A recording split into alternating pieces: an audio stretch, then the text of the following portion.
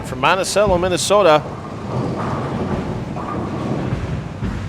this is B squad qualifying of the PBA50 River City Extreme Open. Ready for B squad. Once again, I am Phil Bryler, with me, Chase Coffin once again. And Chase, nice mix today during A squad qualifying of Hall of Famers and the regular Joes that are out here on the PBA50 Tour. And it was a regular Joe that took the top spot away after A squad on one of the Hall of Famers. It was, and I expect to kind of see that a little bit more today as well. We got a lot of good bowlers out there. Not quite the Hall of Famers, but we got a lot of good bowlers in Learn, Haugen, we got Monticelli out there, but we also have the regulars out there. And it's kind of a shot where anybody can play any line you really want to start, but I expect it to go just as deep as they did in the first squad, and I expect it to go probably a little past fourth arrow pretty quickly, just like it did in the first squad. Yeah, and once again, big news off the first squad was Walter Ray Williams Jr. He might not be leading, but he shot his career best 110th perfect game for the PBA today, and he did it. Two hands. It was pretty awesome to see. Let's see if we can get any other 300s here. Coming out on B squad, let's get to the lanes.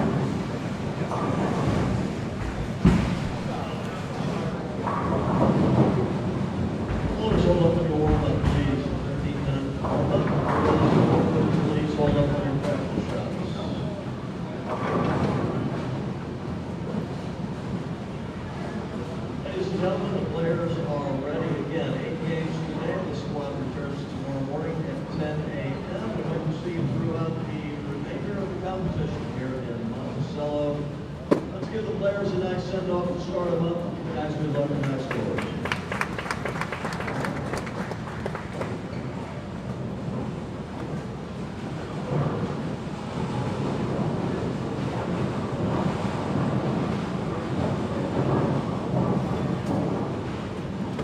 And with the announcements from the director of the PBA50 Tour, John Weber, B squad ready to take their first ball for score.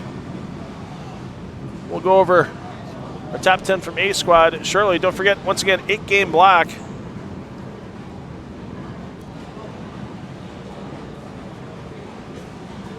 And they'll get the short rest, as they'll come back tomorrow morning from B squad and take the lanes for their final 8 games of qualifying beginning at 11 a.m. Eastern time here in Monticello, Minnesota.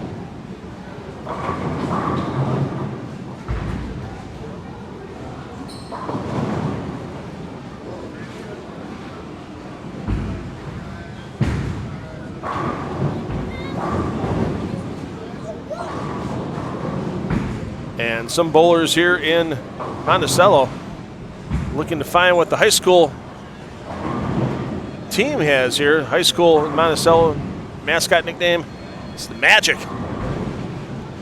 So, player looking for some magic on the lanes, no doubt. Ryan Schaefer still looking for that first PBA50 Tour title. It's eluded him for a couple of seasons now.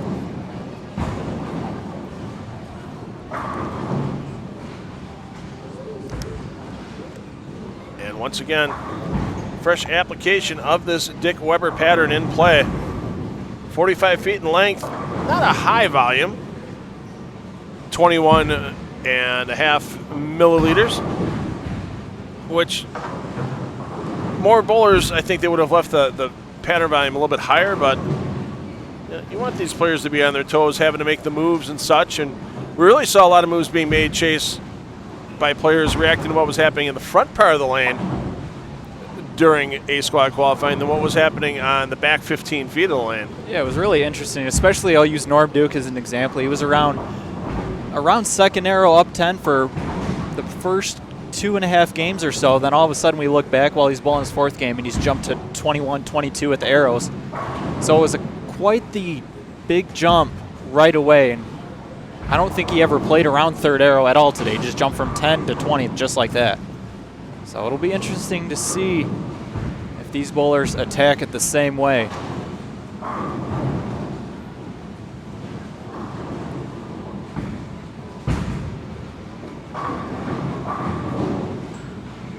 Let's check out where Ryan Schaefer's playing here. He's about 14 at the arrows to start here. Not a surprise to see Schaefer a little farther left than many other players. He's got such a unique axis rotation as compared to many others out here in the PBA50 Tour. Hey, 71 years young, Teddy Stykov. Good to see Ted out here again. His lovely wife, Lynn, looking on as well.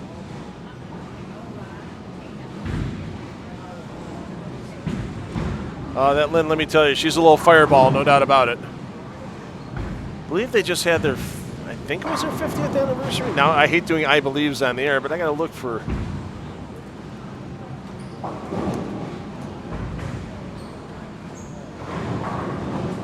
I know Ted, pretty prolific on Facebook. Posted right before we started today. Bowling balls he had looking to get into play. Not a heck of a lot of surface on a couple of them. He had quite a bit on one.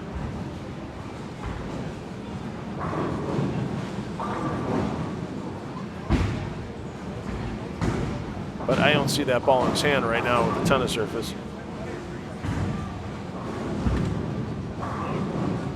Yeah, we really didn't see anybody throwing major surface today, even though it was 45 feet. That 21 milliliters really showed its true colors out there.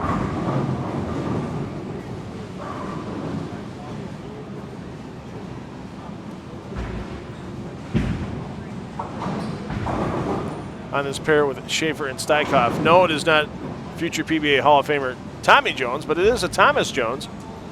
And it's a Jones that's throwing a few strikes right now, as Thomas Jones has started with the first three.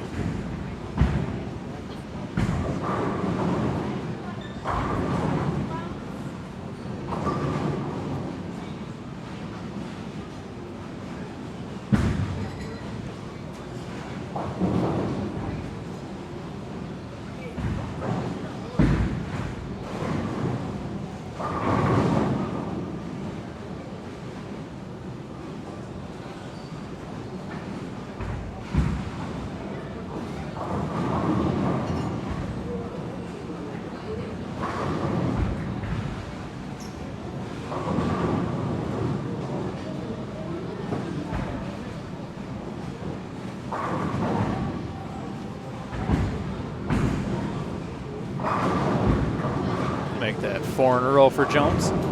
Bowlers will move 1 pair to the right after the first game, and then they will move 2 pairs to the right after the second game, alternate between that. End up hitting every pair in the house. We'll move through the house 1 time for each squad. Yeah, 12 pairs in play, so these players at 16 games of qualifying will hit 4 pairs a second time on day 2.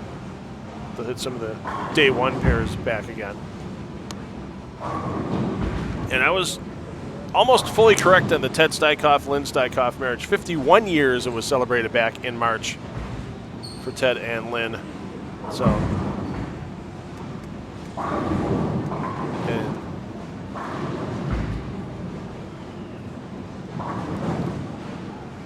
Lynn for being sprightly. Like I said, she's a fireball when she's out here watching her husband bowl.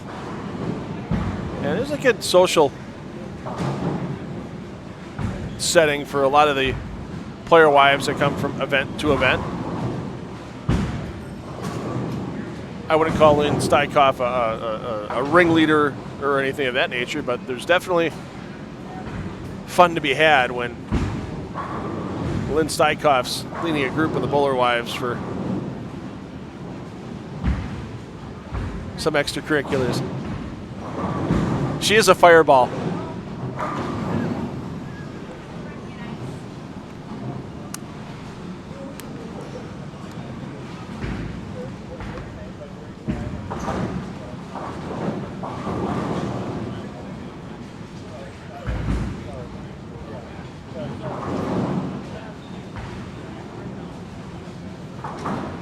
Let's take a look over on 15 and 16.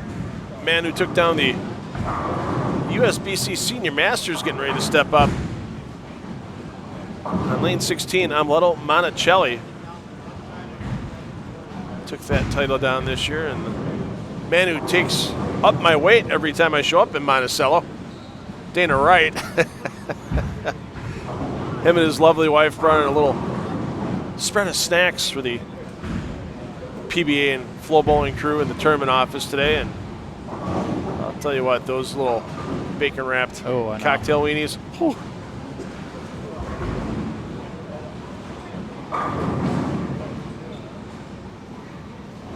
There's a reason why I'm looking forward to my first heart attack at 55 years of age. Eating stuff like that, but boy, is it tasty. Wow, right with the blower 7. Last time we saw Dana was at the Senior U.S. Open, not the showing he was looking for, but if he was a member, the PBA bowls a couple of events a year as a guest. If he was a member, boy, I'll tell you what, I'd nominate him for Dick Weber Sportsmanship Award winner just for the food he brings to events.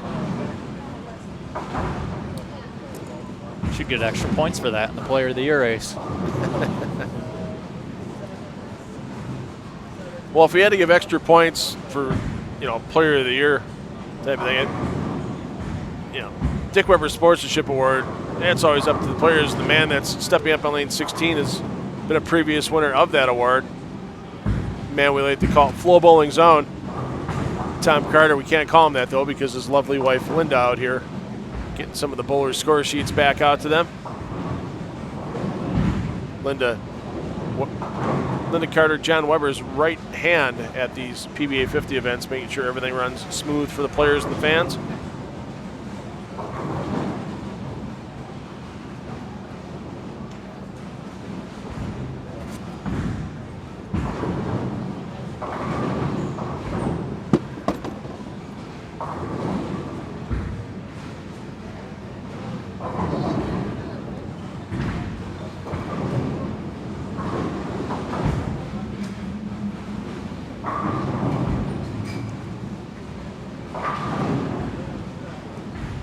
All right, Phil, quick trivia question here. Who was the only bowler in the A squad to shoot all 8 games over 200? Oh, that's a tough call. I'm going to go with Pete Weber. That is correct. Hey. Plus 181 he went. I didn't even look. I saw my laptop. I have nothing on screen. Pete Weber went plus 181, high game 279, a low game 203. He had a 203, a 206, a 208, a 211, a 212, 227, and a 279.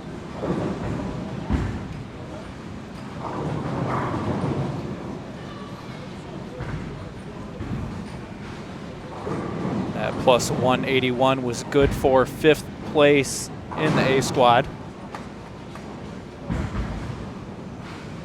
May as well get to those leaders. Leaders after the A squad for 8 games was Don Harrington. Went plus 274 to average 234. Just squeaked by Walter Ray, who went plus 270 in 2nd place. And then there's a 70-pin drop. Henry Dawson, a super senior, finished in 3rd, and he had a 156 his last game. Followed by John Marsala, Pete Weber, Norm Duke, Paul Fleming, Brian Manini, Lyle Coleman, and Warren Eels rounds out the top 10 at plus 91. That so-called cut line, we'll say top 12 for A squad. That was plus 77, was 12th place. We'll see if it stays at plus 77 after this squad for top 24, or if it goes a little higher, it goes a little lower. I guess it's going to be around plus probably 90 at 100 or so. But a lot of good bowlers in this squad.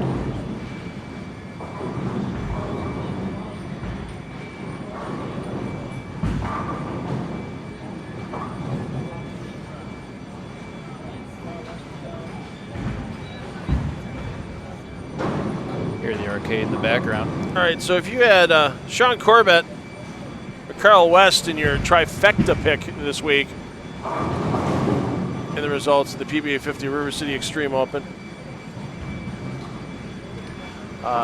throw away your ticket. Also, that's not a fire alarm going off in the background. That's, I believe it's an air hockey table that might be making noise. Somebody had a jackpot in the arcade, and it's quite the loud fire bell going right now. Kind of jealous I didn't hit that jackpot. That would have got us to Pikachu. Yeah, I think that is a That's a heck of an alarm going off right now. Surprised that the players, none of them really turned around. I mean, it is much louder when you're that close to the lanes. We're about 20 feet off the approaches here at River City Extreme, and we get a full bore of that game room right now. Hey, there we go. He's calling our names. I was waiting for the fire marshal to come in and start checking everything going on around here.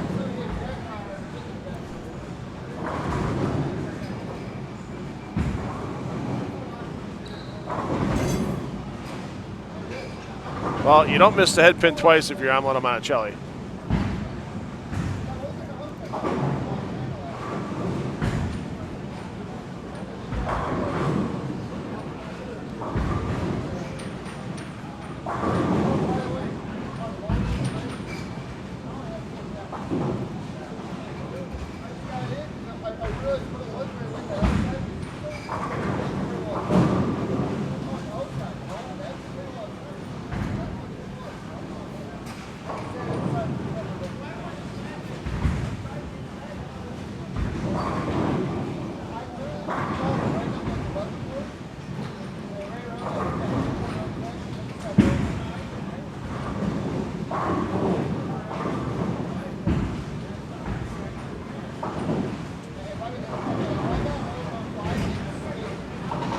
Tom Carter.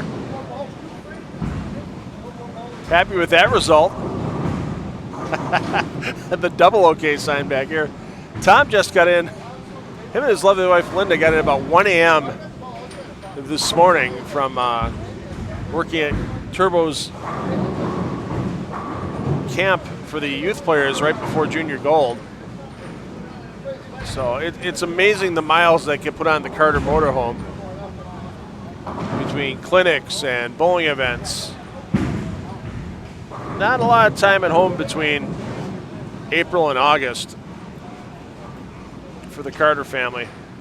But of course, they have a great staff at Wayne Webb's Columbus Bowl running the pro shop they operate there. And well, you talk about a wealth of knowledge. If you ever get the chance to sit down and talk bowling with Tom for 10 minutes, first of all, give yourself a half hour. You think it's going to take 10 minutes. You're just going to want to keep learning more and more and more. And second of all, you want me a nicer guy that can kind of break things down and explain things in layman's terms for what the guys see out here. Looking forward to it on Friday. Be our color commentator for the step ladder finals. Should begin at 6 o'clock Eastern time. Ernie Segura Jr. had the front 6, lanes 13 and 14. Just left a 2-pin, cleaned it up. Good run there.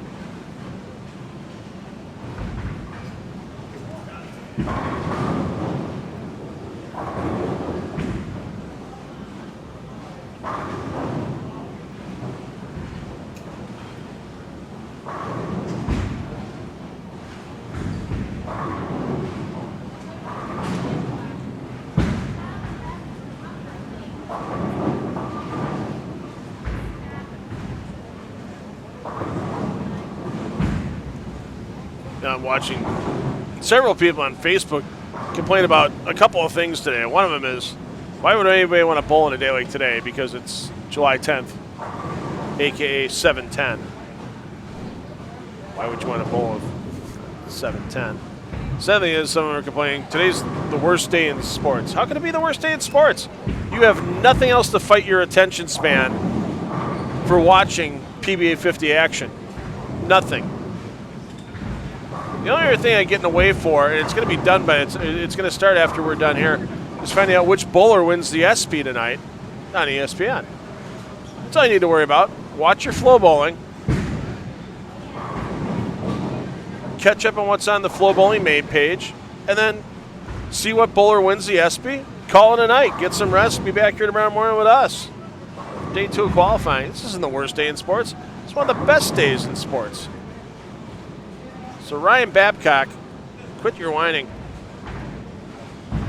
Throwing him under the bus, I see. I've got no problem throwing that guy under the bus.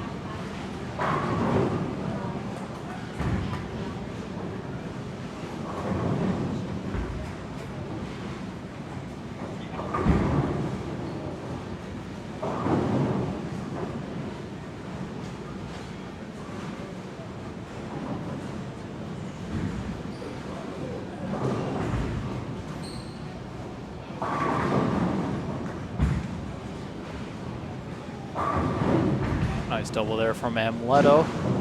Maxed out for 245. Tom Carter can max out for 230. Dana Wright can max out for 221. A lot of strikes up on our featured pairs right now.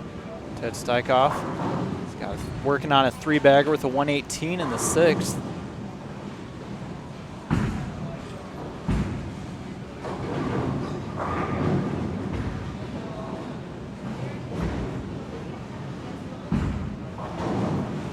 Schaefer just got the first one in the 10th.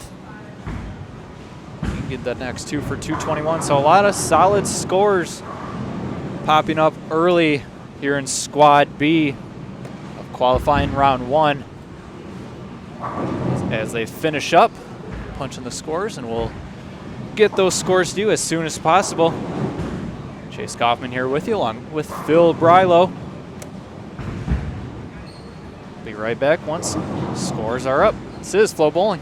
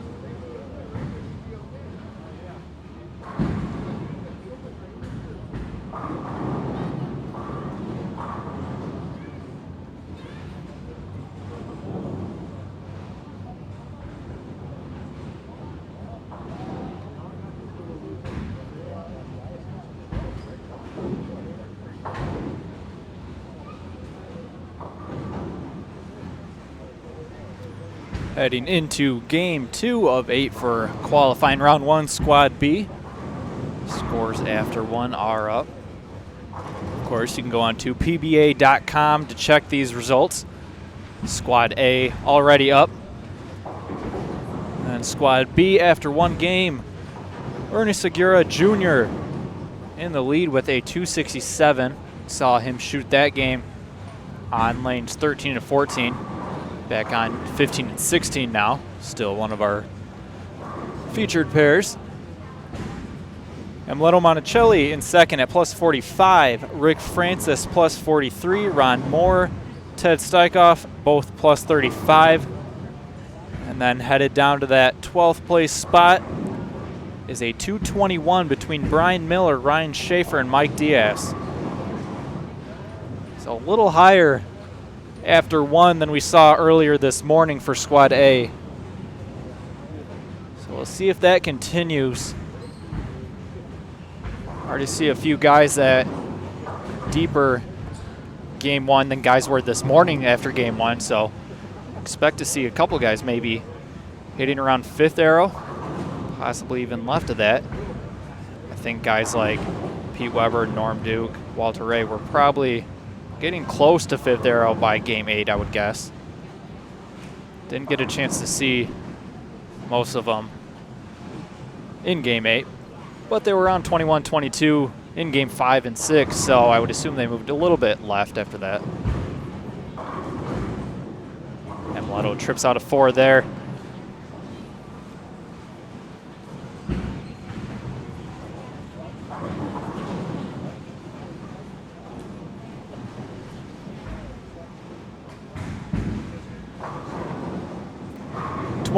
People over 200 after game 1.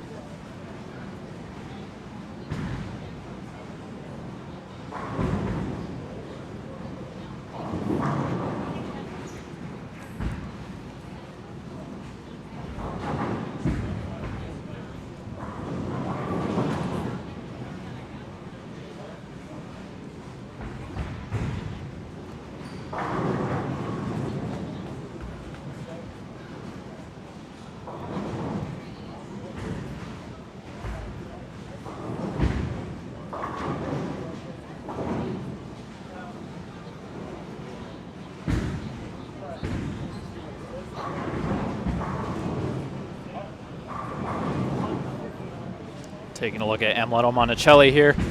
Still looking for his first title this season on the PBA50 National Tour. He's got 1 TV appearance, 1 stepladder appearance. Not a win yet.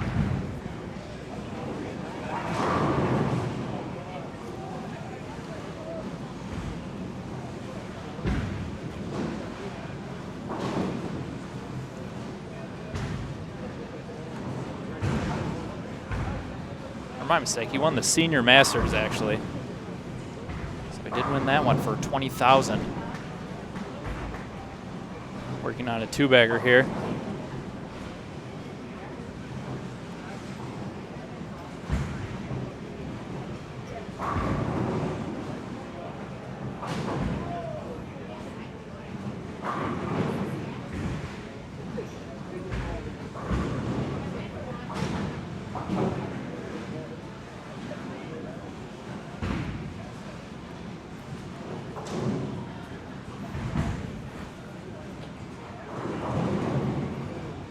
So we were talking during game one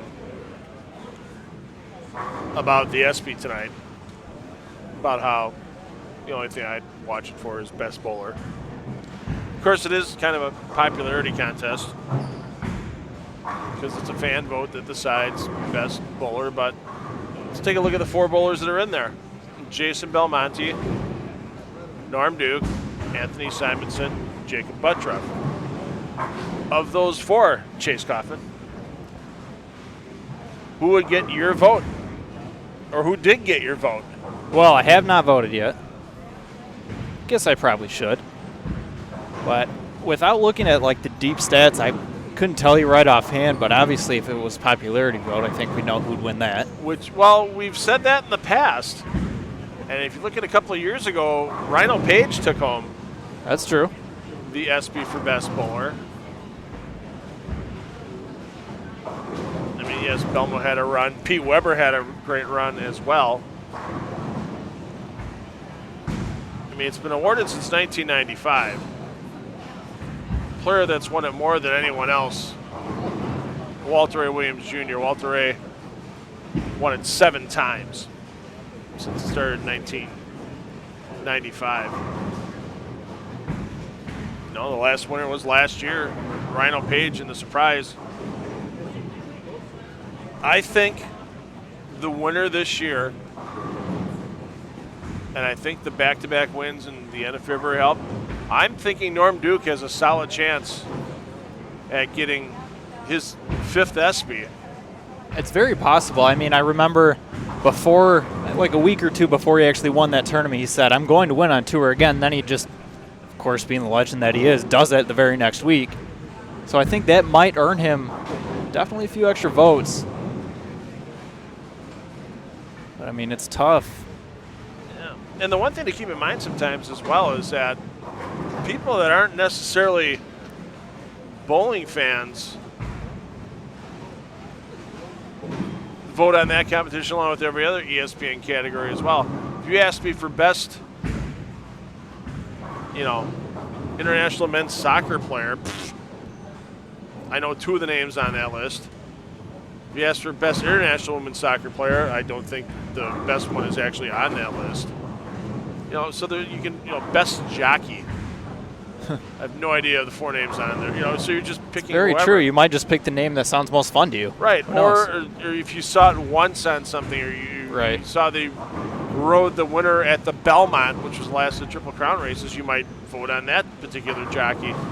So I think with Norm kind of making a little bit of news, 55 years old, winning those back-to-back titles,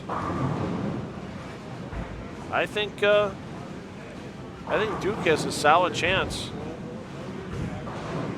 of getting that ESPY vote and taking it down and keeping something for an award this year away from Belmo. So right now, looking at the Go Bowling PBA Tour, there aren't a lot of awards that Belmo's not in the running for. Maybe the Sportsmanship Award might. Not that he's not a sportsman. He's a very,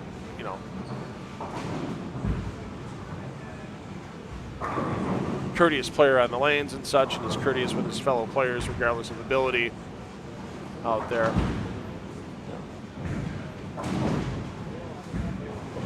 He can get the the Tony Reyes Community Service Award for all the different things he does. It's an award that Belmo could get if he was voted on by the players.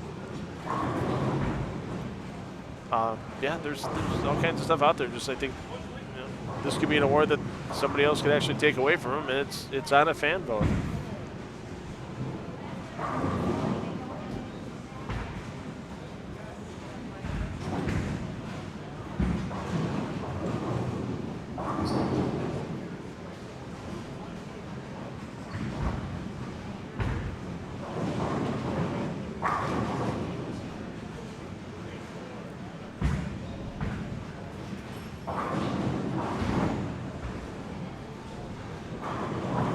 mean, since 1995, there's only been 9 different bowlers that have won the ESPY. And 4 of those only won it once. Probably 5 of those only won it once. I mean, look at Walter A. Williams Jr., 7 times. Jason Belmonte. Belmo's won it 4 times. Pete Weber. Weber's won it 4 times. Norm Duke. Duke has won it 4 times.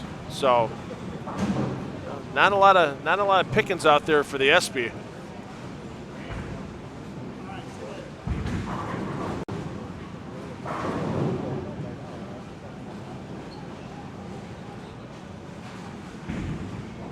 I mean, you look at the decade between 2001 and 2010. It was either Walter Ray, Pete Weber, or Norm Duke that won the ESPY those years.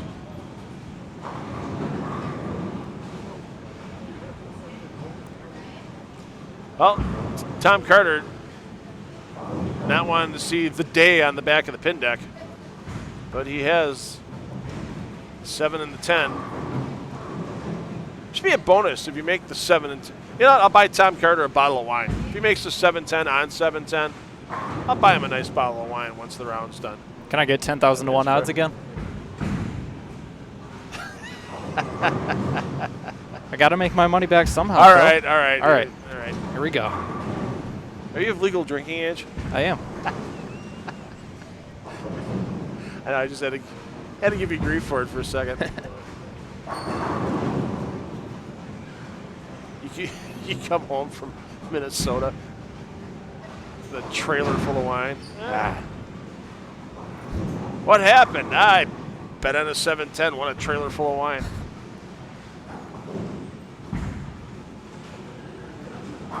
Unfortunate frame, too. He's throwing a good game there. Double spared next 3. It's a 7-10 there. Tom had a 191 his first game.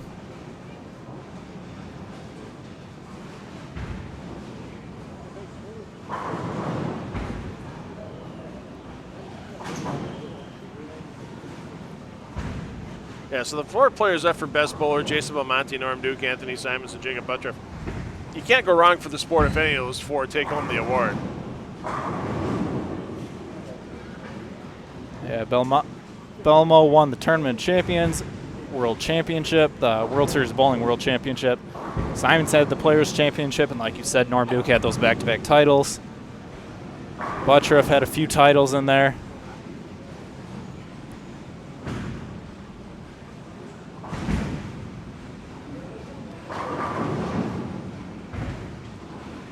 Then if you look at the point totals, Belmo had just a couple thousand more points than Buttriff. Duke and Simonson are 4th and 5th, so I don't know. Yeah, that's also with Belmo taking at least 2 events off to get some time at home with family. Yeah, Belmo had 14 events, Buttriff had 16 events, so. I mean, just by looking at the stats and the averages, Belmo averaged 5 pins higher than the next guy, so I think my vote would be for Belmo just based on the numbers. I mean, you could give me no names and show me the numbers, I'd probably pick him still. But then again, like you said, you never know. People might just pick based on a name that they saw in the newspaper, and I might pick Norm Duke based on a news article they saw. Just never know.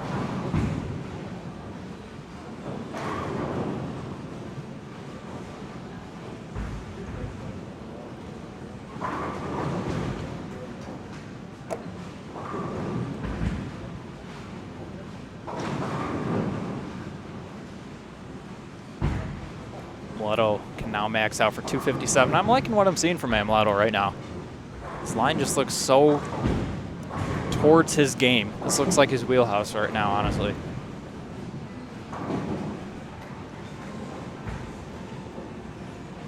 Take a look down on 3 and 4 from here for me, Chase. Is that the bowler on lane 4? Is that all strikes through a certain point down there? That'd be Chris Keene. He's got a spare in the first, and then it looks like the next He does 6. have a spare, okay. Yeah.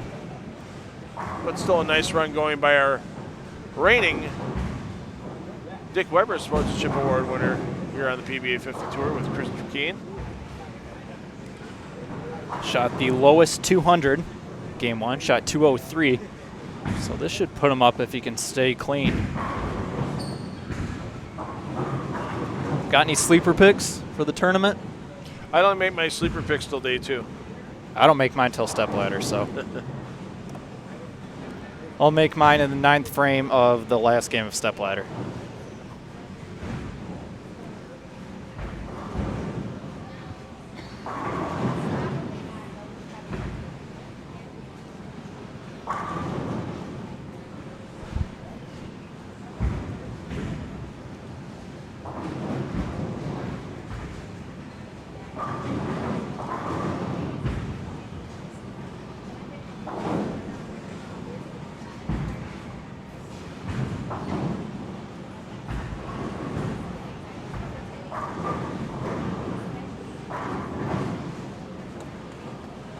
Take a look at 19 and 20, where Ron Moore looks to strike out for a solid 259.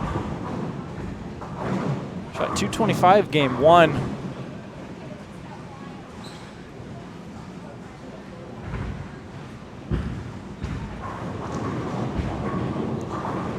I think he's done something that no one in the history of the PBA Tour has done. That. And it's a tough record to beat when we were in New Jersey when he was bowling championship match against Joel Carlson. Ron Moore had the front 9 and lost that championship match. Left the 10-pin first ball, the 10th frame converted, it spared. Then Carlson struck out in the 10th for the 279 tie. And then Ron Moore with an 8 count, first ball of the roll-off. Lost to Carlson's strike, first ball of the roll-off. Sorry, Ron, was I talking that loud? I upset him before that shot? I think you did. Remind him what was He's going on? bad-mouthing you right now. There we go. So, but the man who first time he was eligible for the Hall of Fame for the PBA got in, as well he should have. And I'll tell you what, that's a story you tell the kids and grandkids going, had the front 9, lost the championship. I mean, I can't ever remember that happening in PBA history ever. Once again, if somebody knows where it's happened on the national tours, you know where I'm at on Facebook and Twitter. Drop me a note, but I'm going to stand 100% behind saying throwing the front 9, losing the championship match in a national tour event that just never happened before it happened to Ron Moore. And it's going to happen to Ron Moore now. Is he's going to throw his fill ball. He's going to move pairs. He's going to get into game 3. So are the rest of these players here on B Squad at the PBA50 River City Extreme Open presented by Hammer. He's Chase Kaufman. I'm Phil Brylow, and time for a bottle of water.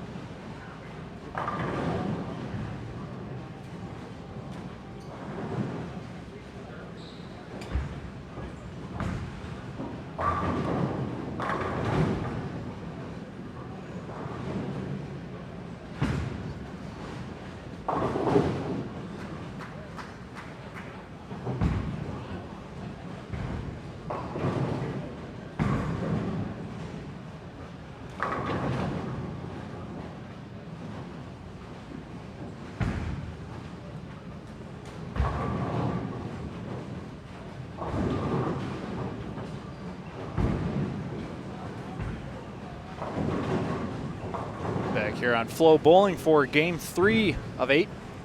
Squad B. On our featured pair right there. Picking up a 7-pin is Harry Sullins. The reason I mention him right now, Harry, back when they bowled on the PBA50 Dick Weber Championship on the Dick Weber pattern, he led qualifying in that super senior event. He averaged 237.93, so just a shade under 238. So very interested to see how he does today and in this tournament. Minus 20 right now. Not too bad considering he only shot 160 something his first game, 168. And he shot 212 his second game. See if we can pick it up from there. So we'll be watching him for sure. Some people call him the legend. Some people call him the Iron Man. Some people call him Harold freaking Sullins. Oh, look at that takedown, the 4-9. Of course, Harry, with 239 consecutive Go Bowling PBA Tour appearances between July of '86 and August of '93.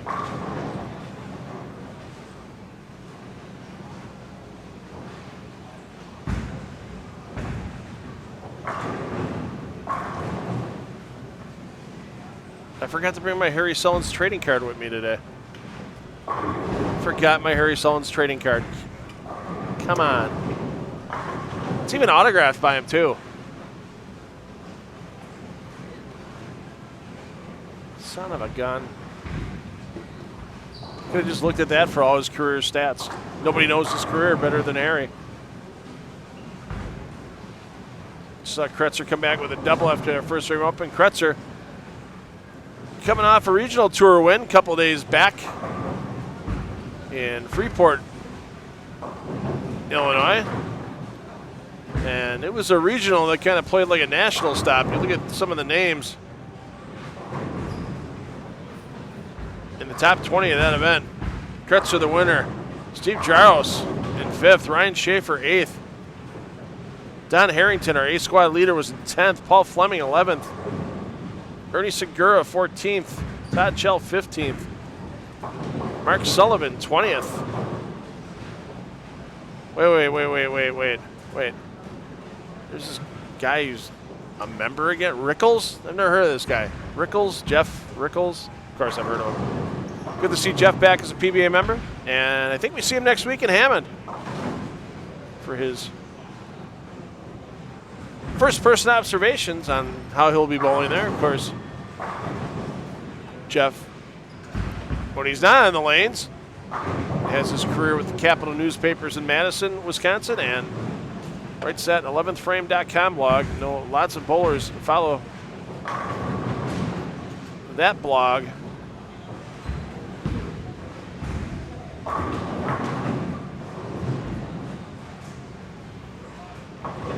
I like it. You get the story, and then it's a blog, so you get the opinion from Jeff, and you can like it, you can dislike it, you can argue about it, but it definitely always gives you a point of discussion. You know, it's like the PBA50 power rankings on FloBowling.com. I mean, those rankings for both the PBA50 Tour and PBA Tour. Of course, no need to change those power rankings since we finished the U.S. Senior Open in Las Vegas just over 3 weeks ago. But it's always good to see where your favorite PBA50 players land in the PBA50 power rankings and where your favorite Go Bowling PBA Tour players land in those power rankings. Of course, they're updated after every event. Right now,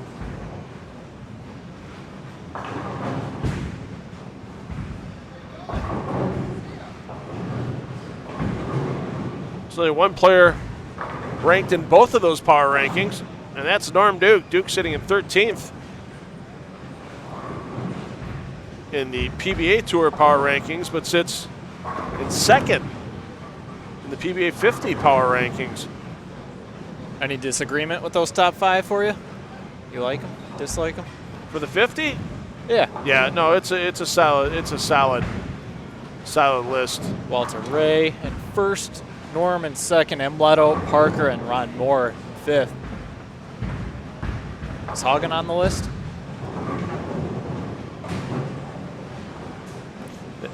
Number 9, he had a big drop after the Seniors Open. He missed the cut there, 44th place. Gotcha. See if he can improve on that ranking this week. Inaugural River City Open Extreme Champion last season. See if he can repeat and jump up a little bit.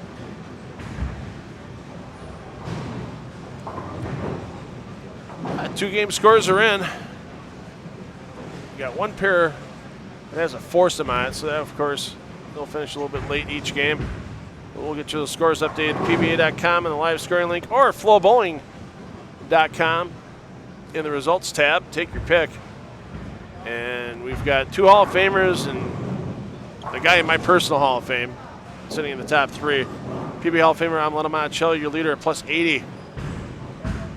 Should be in the Hall of Fame, in my opinion. I think he will be. 20 titles. He'll get there. Bob Learn? No, I said Monticelli was in the Hall of Fame. Right. Ron Moore in the Hall of Fame. Bob Learn Jr., he's in my Hall of Fame. But he's got some work to do to make the PBA Hall of Fame. How many titles does Bob Learn have? Bob Learn, not enough for automatic eligibility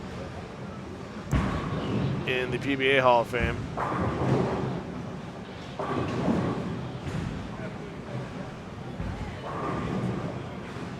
Bob Learn on the National Tour has 5 titles. On the Go Bowling PBA Tour, on the Senior Tour, he has 3 titles. So you need at least 10 titles or 5 with 2 majors to be eligible through the performance side on the PBA Hall of Fame for the Go Bowling Tour. Senior Tour, you would need 8 PBA50 Tour titles and at least 10 years of eligibility bowled on the PBA50 Tour to get in through the Veterans category. Bob Learn, though, is one of the PBA millionaires.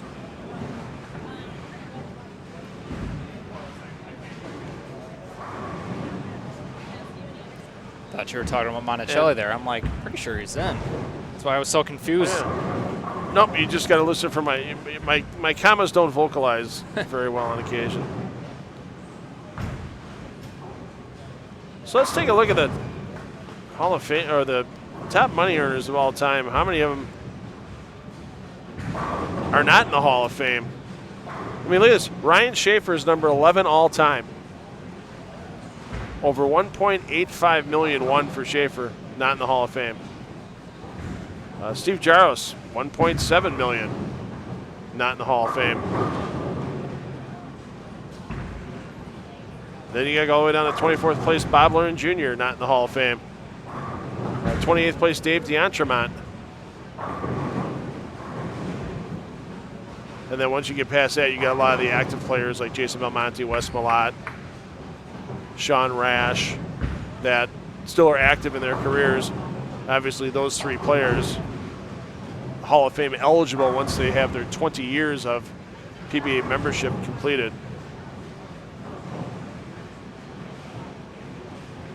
Yeah, but that's very interesting to see. Schaefer, 11th all time, and because of the Hall of Fame requirements,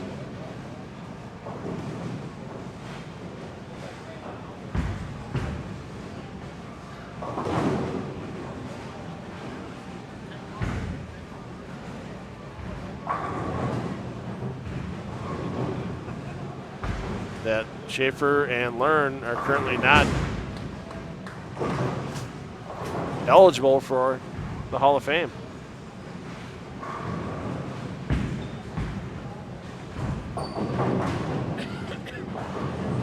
(17 and 18 here. Brian LeClaire Also ranked in those PBA 50 power rankings, working on 5 in a row.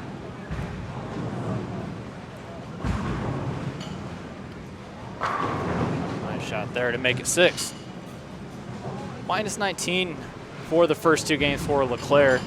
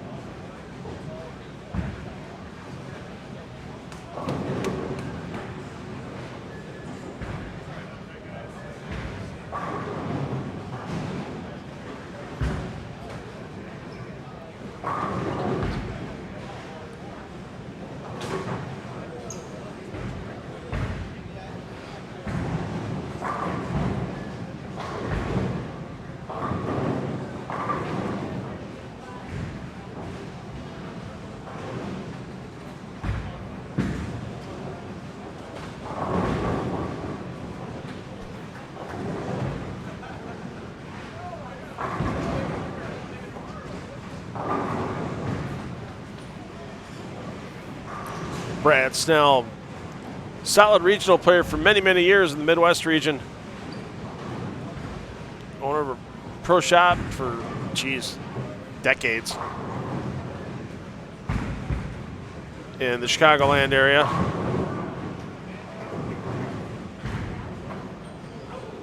Snell with 22 regional title wins over his career. Made 7 appearances on TV on the national tour, but never converted any of those into a Go Bowling PBA Tour title.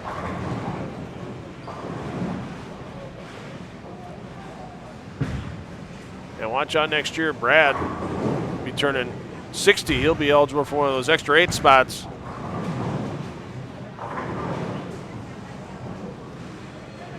At many events. Of course, the extra 8 comes into play during the matrix of fairness, as the top 8 players age 60 or greater that finish outside the cut number also get to compete in the cashier's round. However, this week here in Monticello, no cashier's round in play. Just to cut to the top 24, so you can get an extra 8 check if you're 60 or older. You just don't get any bonus bowling on Friday.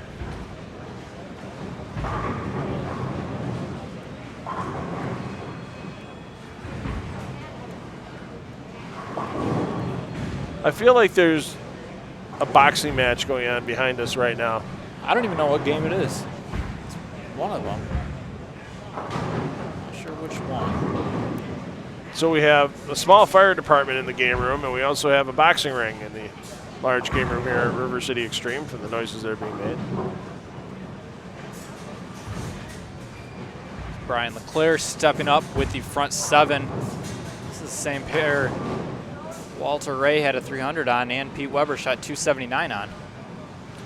Hey, it's our championship pair on Friday. Oh. House must have Could knew that mean good things? There's number 8. Possibly. Can opener effective for LeClaire.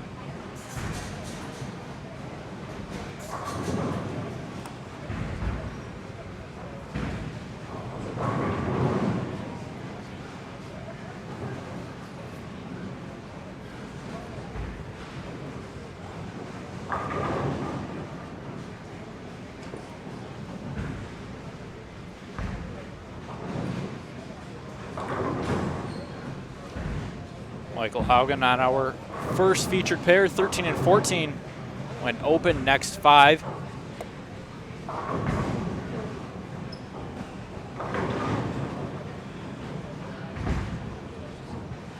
Currently tied for 15th right now at plus 25 after 2. Cut after 2 was plus 27. Well, 12th place was plus 27 after the first 2 games for B Squad, round 1 qualifying.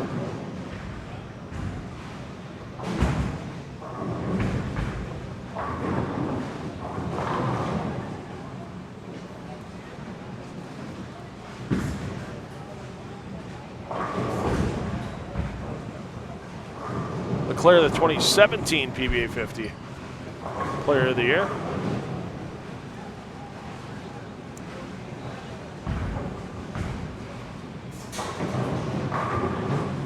Sounds like 9, looks like 9, must be 9.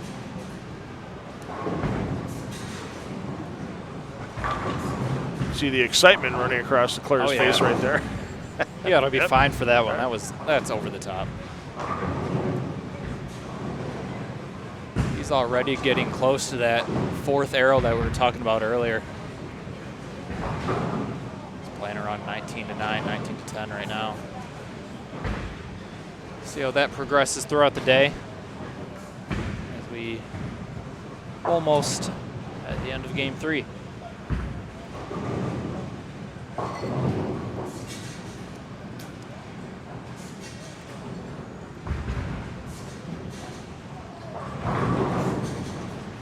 Michael Haugen trips out the 4 to make it 6 in a row now.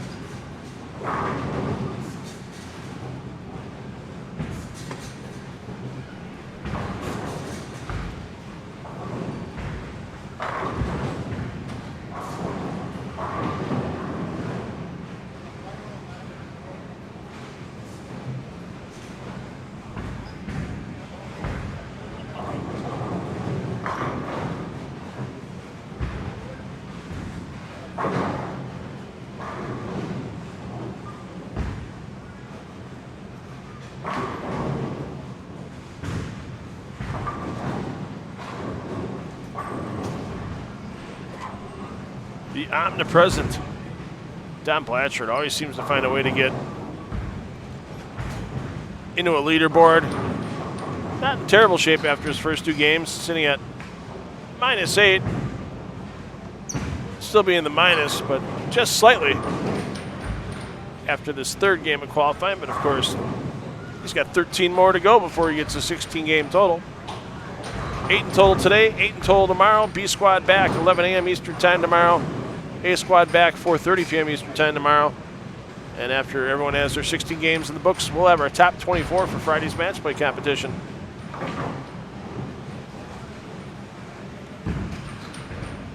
Another trivia for you. How many 300s does Leclerc have on tour in his career? On tour? Yep. 1. 1? Guessing 1. Well, it says career 40 with career 300s, 41. Oh, okay. Not sure if that's how many he's got on tour or not.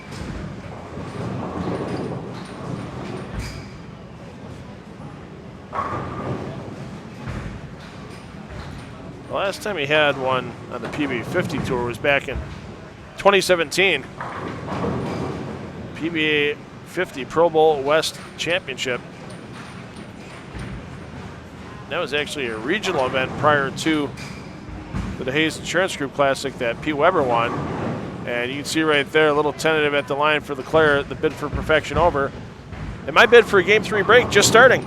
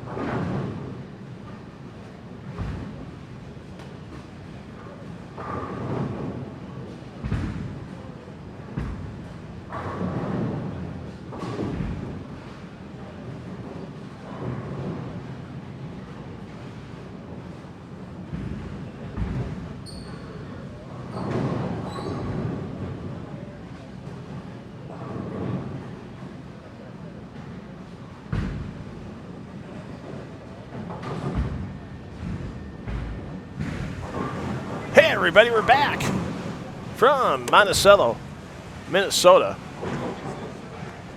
and the PBA50 River City Extreme Open, presented by Hammer. I'm $2 Phil Brylow. With me, a guy we still got a nickname for, Chase Kaufman. It doesn't count if you had any nicknames for your kid either. It has to be something that's just brought in, comes up. I don't think I've ever had a in our nickname. work. So, Really? nope. Well, I mean, kind of. I guess my college team. They call me Esau because that's my name backwards. But I don't know. You can think of one. It's too easy. Right.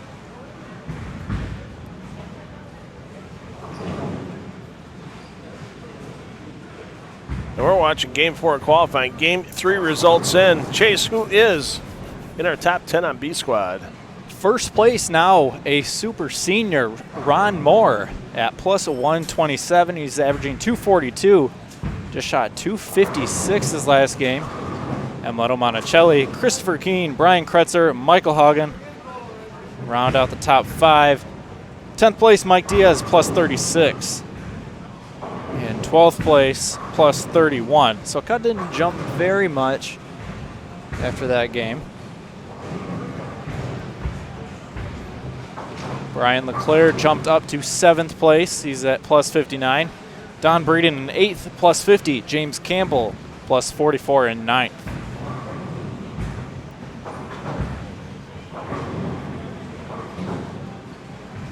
Ron Moore leading after 3 games in this B squad. He was also the leader in this event last year after the Cashers round was over. He averaged 244 in that round. All pins dropped. Because the matrix of fairness is just, the matrix of fairness is righteous, but it's also making you start at 0 every round of the matrix of fairness.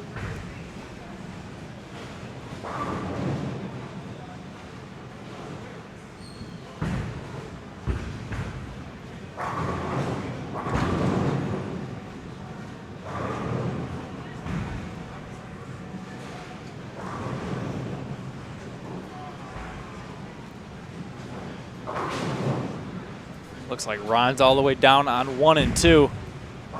So I can't really see how he's doing down there.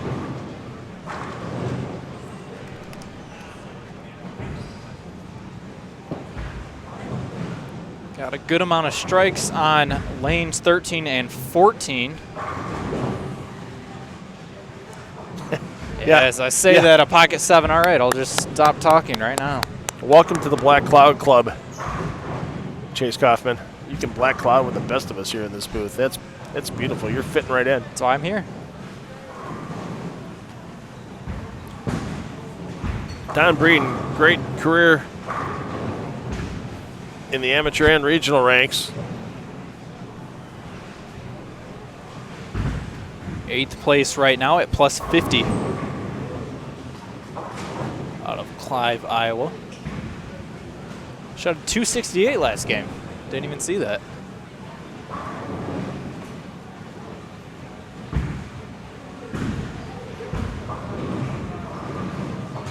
Don, longtime member of the Iowa State Bowling Association Hall of Fame.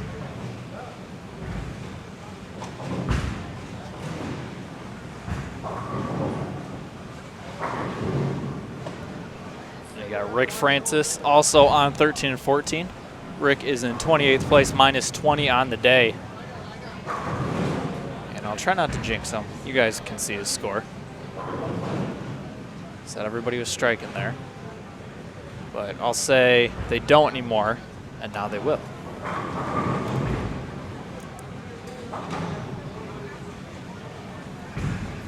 Here comes old Flat Top. He comes grooving up slowly. Rick Francis with a little change in the hairstyle for the summer. Take a little weight off the top of the skull. Comes in high. And you see right there, the easiest thing to do on these longer patterns is give it extra when it doesn't need it. Especially on the light volume. 21.5 mils this pattern. The Dick Weber 45 feet. 3.2 to 1 ratio.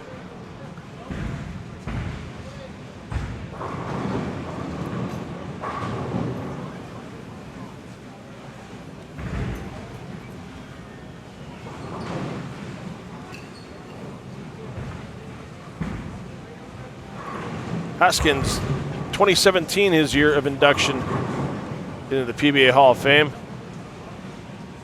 10 career PBA Tour titles in a 12-year career, including the Touring Players Championship twice in 1997 and 1999. Also a perfect game for Hoskins on TV. Number 11 against Walter A. Williams Jr. in the Ebonite Challenge in 1997 in the semifinal match, and he kept the momentum going when he took out Rick Steelsmith in the championship match to get his 5th career title of his 10 overall for the Hall of Famer. Breeden, no, he did not knock that 2-pin down himself. Failed to set, will not count against his 2 rear racks allowed per game. And you talk about a storied amateur career, 4-time member of Team USA for Breeden, winner of the Peterson Classic with one of the highest totals ever in that event back in 1988, 1731 for 8 games. You go, it's not even a 220 average. Yeah, it's the Peterson.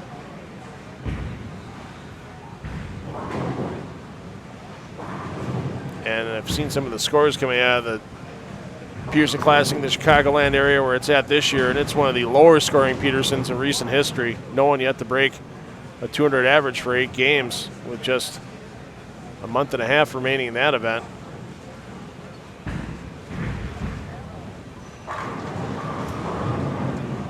And back in 1988-89 season, Breeden was named the Amateur Bowler of the Year for the United States by Bowlers Journal International. So long and storied career for Breeden. You know, a lot of players out here on the PBA50 Tour. Good careers at home. Stay at home with family. They missed their chance maybe back in the day to bowl against the best in the world on tour, but they get that chance out here on the PBA50 Tour. Especially, you mentioned Ron Moore earlier, guy that had a long career as an air traffic controller, and then when he turned 50, had the opportunity to retire and get out and bowl. He was a great bowler, part of Team USA for many years, and then really made himself a household name out here on the PBA50 Tour.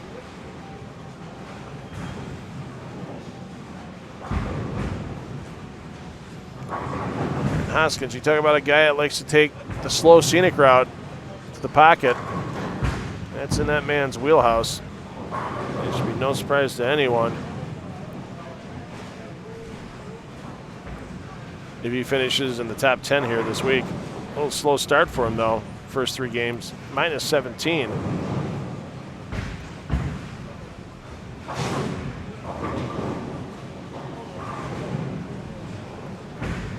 Of course, for those of you that are new to FloBowling, plus minus scoring system, relatively simple.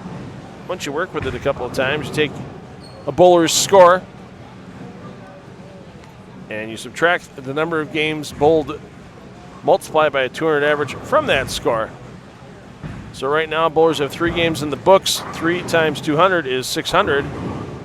And for our leader, Ron Moore has 727 total pins felled in his first 3 games. So you take that score, subtract the 600 for par away from that, and that gives you the plus 127. You look at Rick Francis. Francis has struggled, 580 total pins for Francis's first 3 games. Subtract 600 from that, and that gives you the negative 20 that Francis finds himself at for the moment.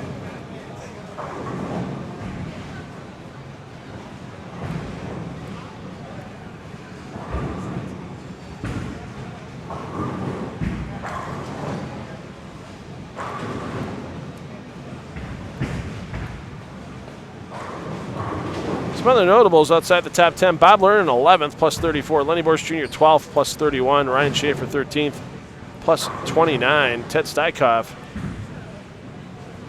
plus 15 in 14th. John Burkett, former major leaguer, sitting at plus 8 in 16th place with Michael Duran.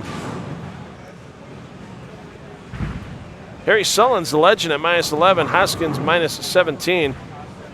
Keith Lesko, minus 19. And our champion earlier this season in New Jersey, Joel Carlson, sitting in 30th at minus 35.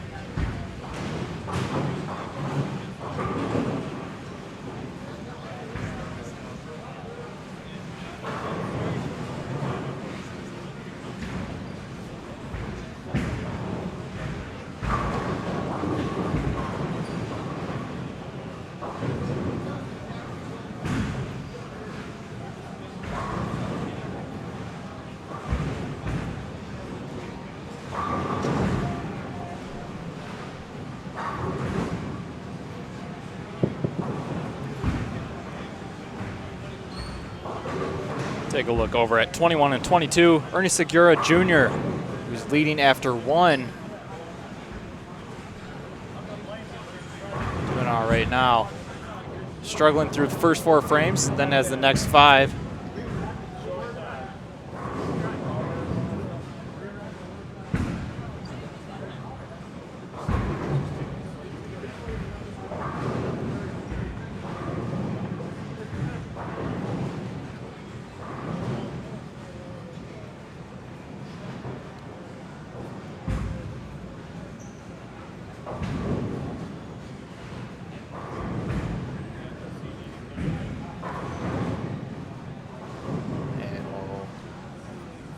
Check out what he's doing here.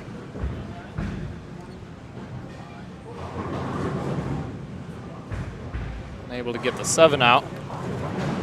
So he will be the 2 teens once again.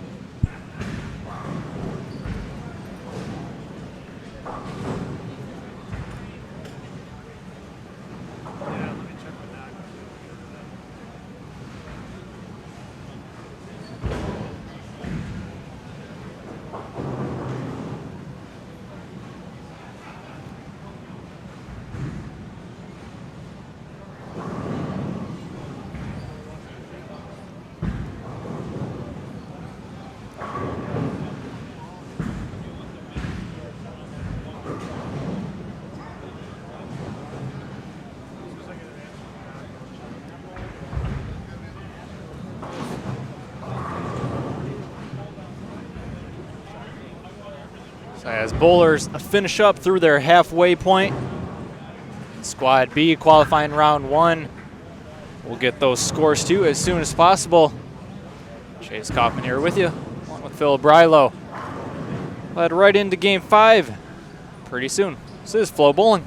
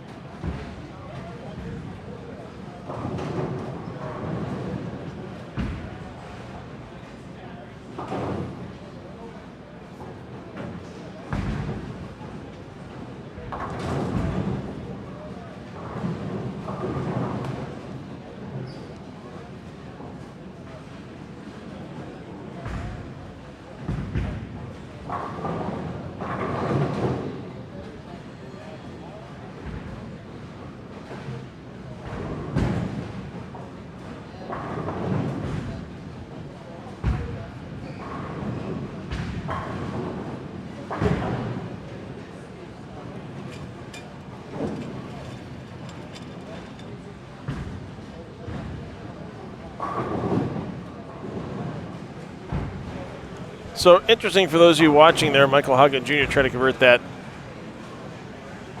to a 10 by throwing it left-handed. It is legal in the PBA to do so. There's no handicap pins. There's no basis of what hand you throw off of for your scoring. So if you care to throw at it with your opposite hand in the middle of a game, you're fully allowed to do so. Any advantage you can get for yourself to try to get an extra strike or spare on the board, you're more than entitled to do so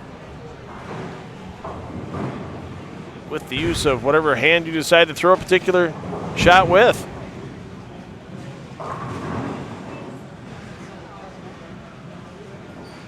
And I almost thought he was going to make that 2-8-10 the hard way by taking the 8-pin and dumping it into the 10 with the 2 just barely trickling over, but Hagen Jr. just caught a little bit too much of that 8-pin to do so. You have a couple of pairs still finishing up their 4th game. Get your 4th game standings here for B Squad momentarily. We'll talk about what's coming up on the PBA50 Tour schedule during Game 5 as well.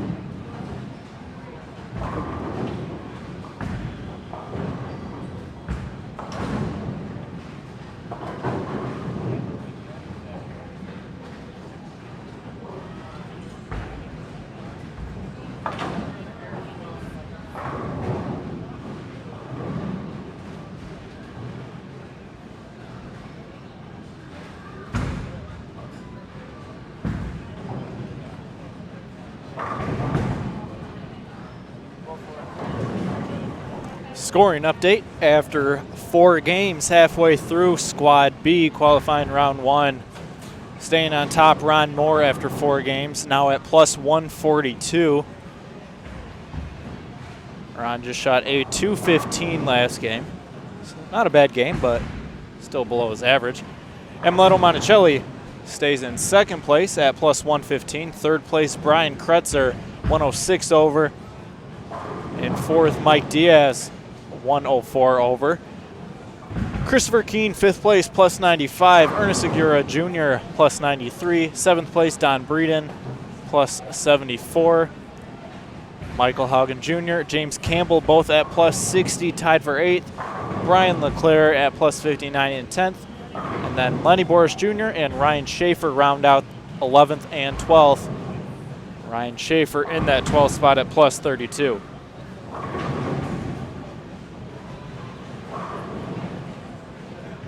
So we'll see how it progresses throughout the day. Plus 32, double it, plus 64 would be 12th place after 8, which is a little lower than I thought it'd be. I thought it was going to be like plus 80, plus 90 around there for this B squad.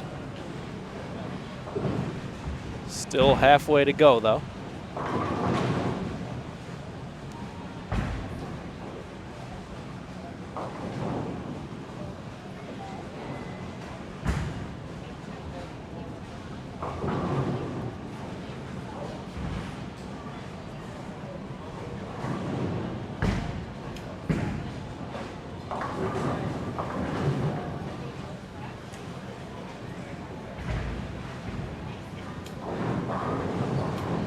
If you were to take a look at the cut overall just through these 4 games, it'd be plus 60 right now.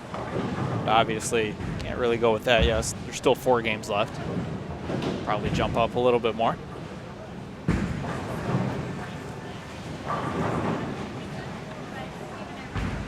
Or it might go lower. Never know. Might go higher. Might stay the same. True.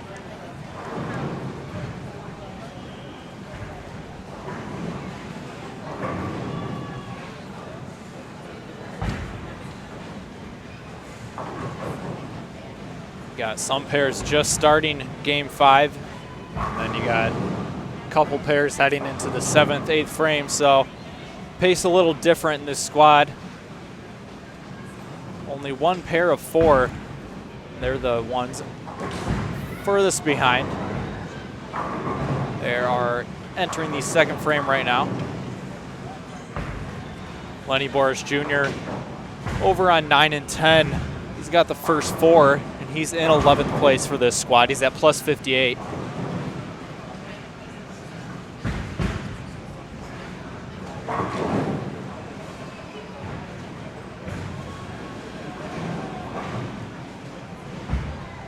Jeff Johnson, he's at 1 over.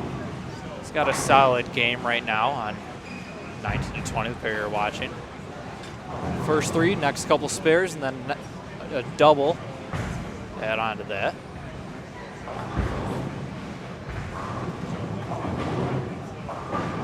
Everyone else still in the early stages of game 5 for the most part.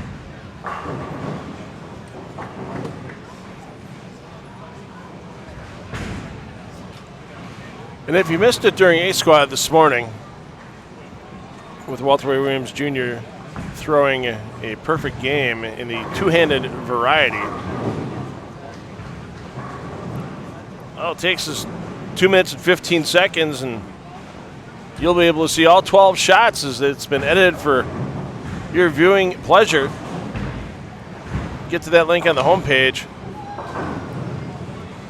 of FloBowling.com.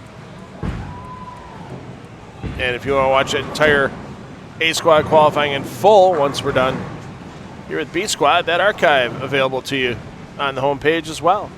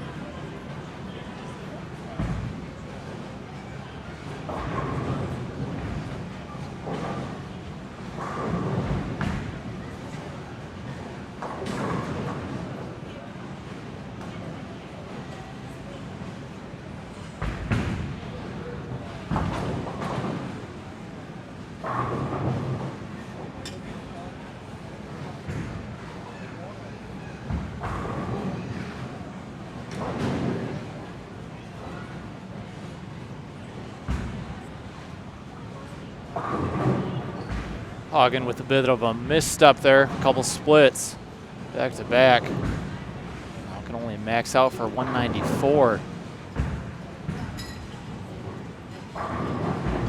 3 splits that game.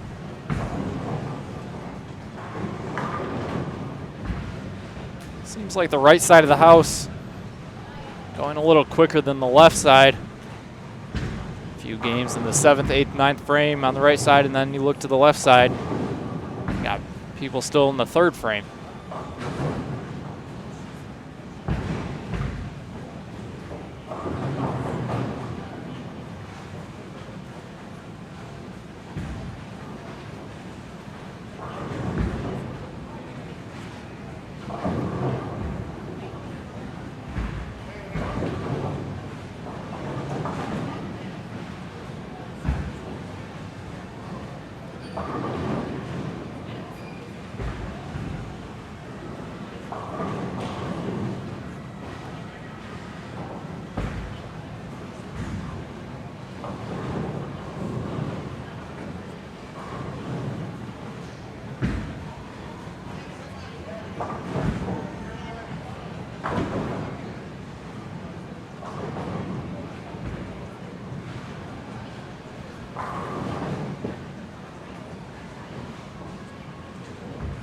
Jeff Johnson not able to continue stringing his strikes, but he does clean up the spare in the 8th frame. He's got a 167 in the 7th as he steps up on lane 20.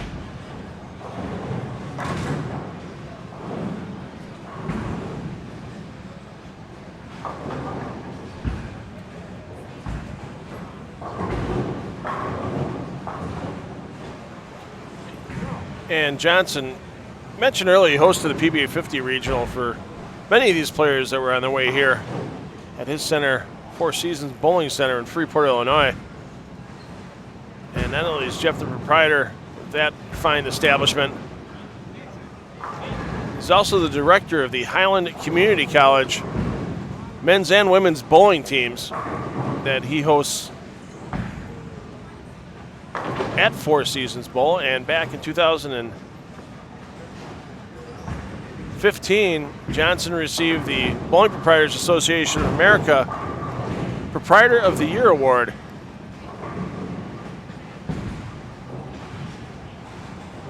And you don't get that by just opening your doors and expecting people to walk in. That's a lot of hard work, a lot of unique programs that Johnson and his family offer at Four Seasons Bowling Center to keep those lanes going year-round.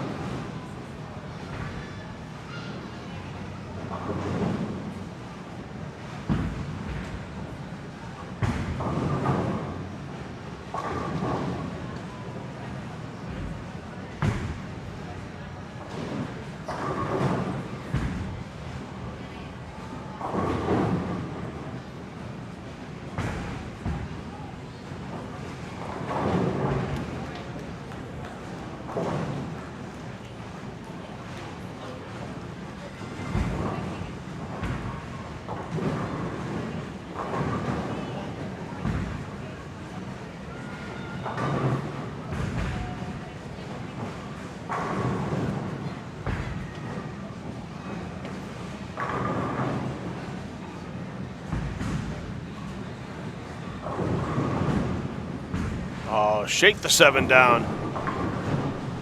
As Johnson looking to put the 2-3-6 on the board. Haugen looking for the bounce back game next game. As this max of 174 is going to drop Haugen down in the plus 30 something range. Johnson, if he can strike here, he'll actually pass Haugen. Johnson at +1, can get to plus 37 with the next two. And Haugen is going to drop to, what can he do? Strikes here for 74. Yep. So it'll be at plus 34. Plus 36. 36. So Johnson needs a full ride. No, he'll be at 34. You can go 174 here to drop him by 26. At plus 34, yeah. Yeah, there you go. Okay. So he gets the second one. So that'll jump Johnson pretty nicely there. See if we can find any other scores around that 11th, 12th place. Lenny Bora, she was in 11th. Still looking pretty solid down there on lanes 9 and 10. Front four, spare, strike, spare.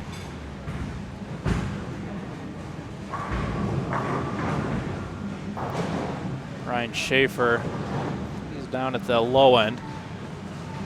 Can't really tell though.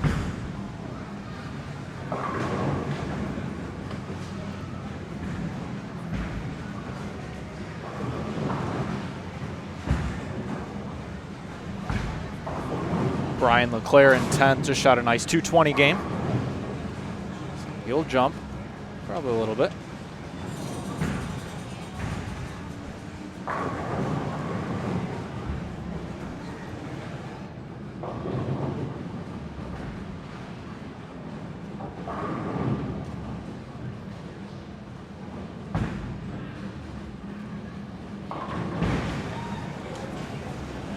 Back over to 15 and 16.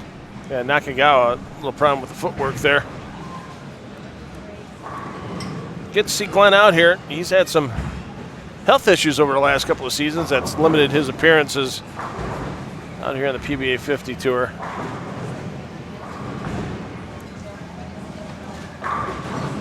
Nakagawa, though, this year, has made quite a few events. Yet to visit the pay window on the PBA50 tour, however. But he's happy, one of those guys you ask him about having a second chance at doing things that you love in life. He's one guy that's definitely taking advantage of that now.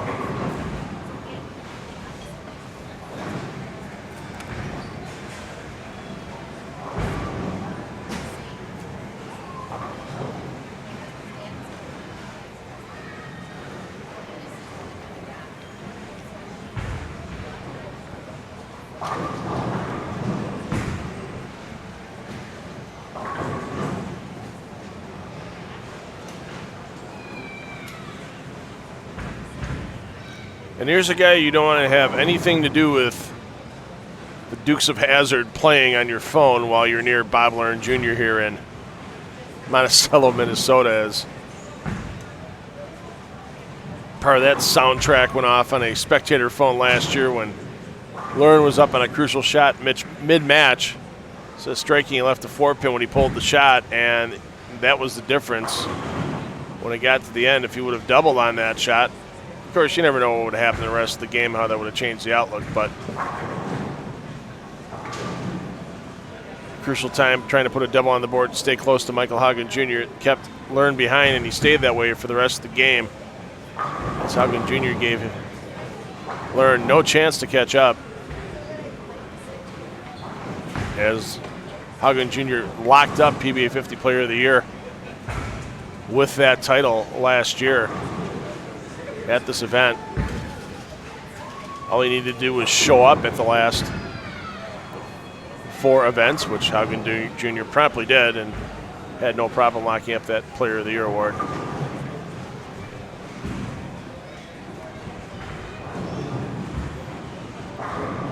Go over to 17 and 18. In 16th place is Steve Hoskins. He is 8 over right now, putting together a pretty fine game here on lane 17. Max is out for a 257.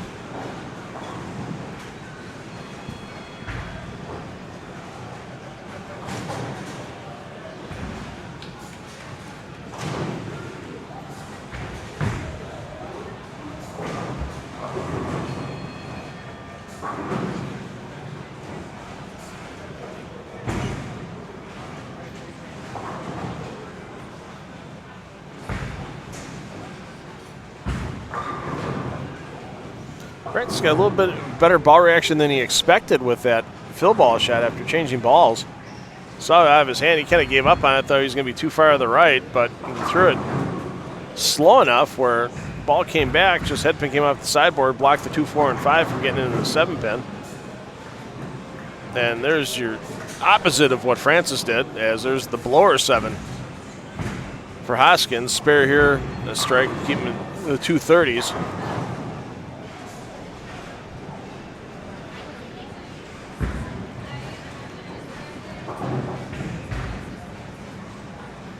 And we'll keep you interested with 3 more games of bowling coming up. Games 6, 7, and 8 here on B Squad qualifying. Making their way to your video screens, no matter where you're watching us across the world. This is the PBA50 River City Extreme Open presented by Hammer. You're watching it exclusively in the Flow Zone, exclusively on FloBowling. If you're watching it anywhere else, we know where you live and we'll find you. We have a special set of skills to do so.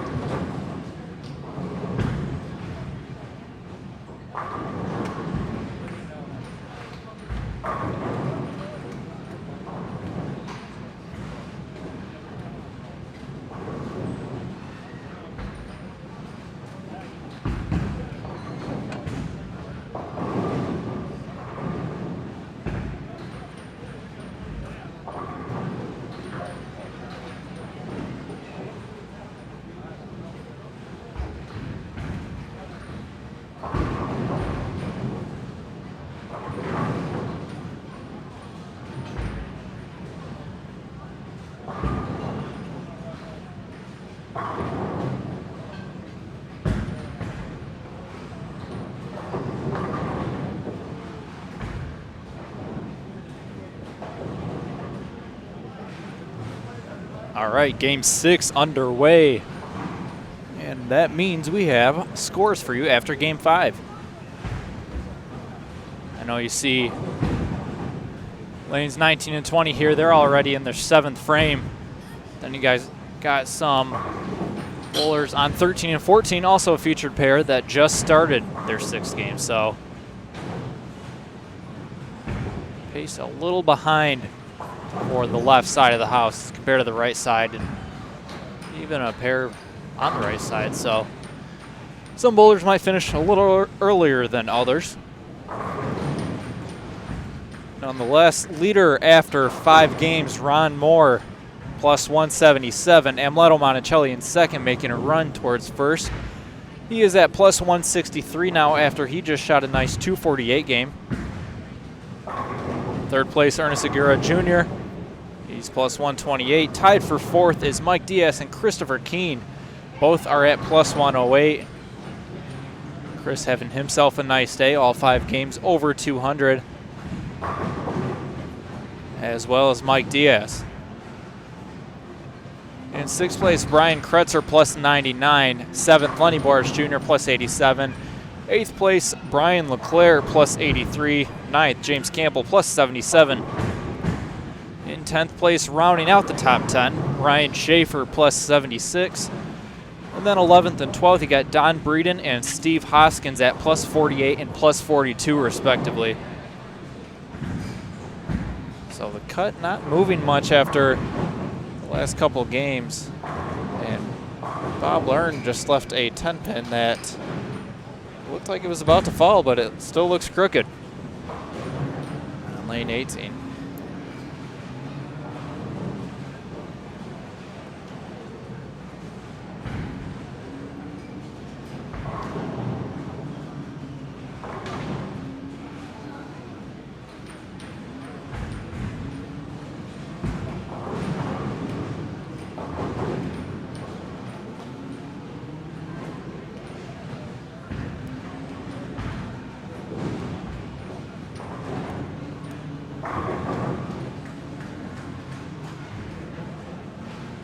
Jeff Johnson, we were talking about him a little bit with his 234. He jumped to 13th place, just 7 behind that top 12 spot. Michael Hagen dropped to 14th place. He's at plus 33 after back-to-back 170 games.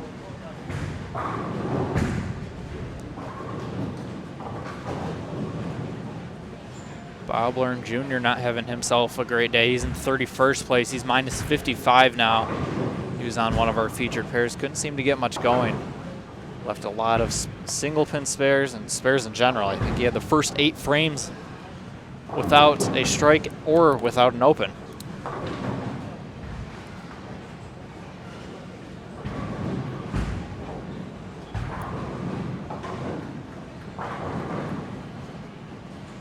See on our pair right now, 19 to 20. Don Breeden working on 5 in a row. Spare, spare, spare, next 5. And as I just mentioned, he is in 11th place at plus 48, so this game could have sit him nicely in that top 24 cut.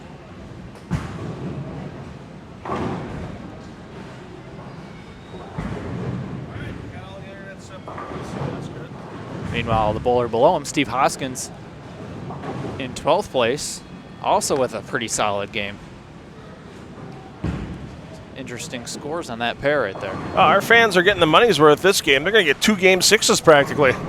These guys are almost done. Looking down on 13 and 14, they're in their 2nd frame.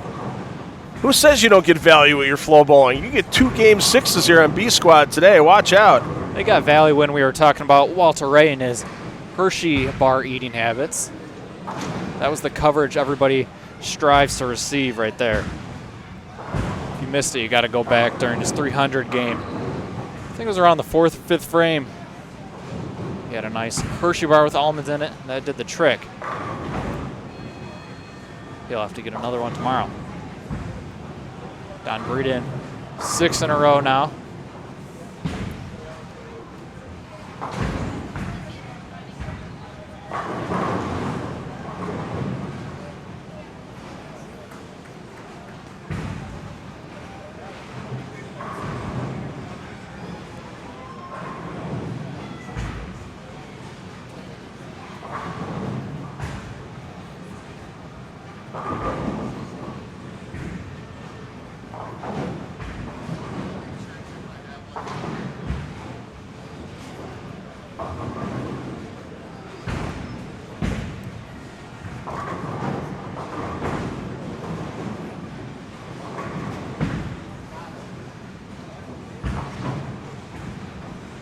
with 3 games to go. Ron Moore in first right now for Squad B at plus 177. He would have to go plus 97 to tie Don Harrington for the lead.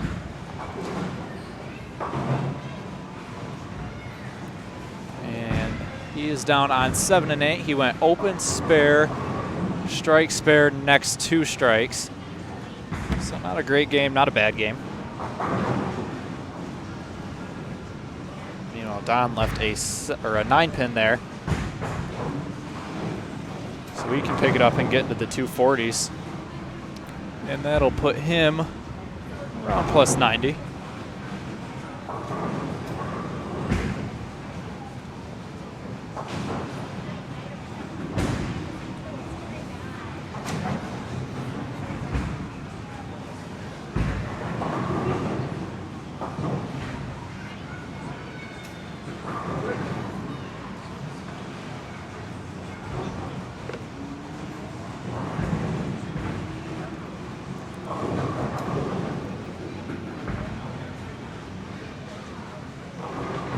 Michael Hagen, another rough game, a 180. That's going to drop him down a little bit. That'll put him at plus just 13 now. After being pretty solid the first 3 games. He went 177, 173, 180. Not a great start for the defending champion here.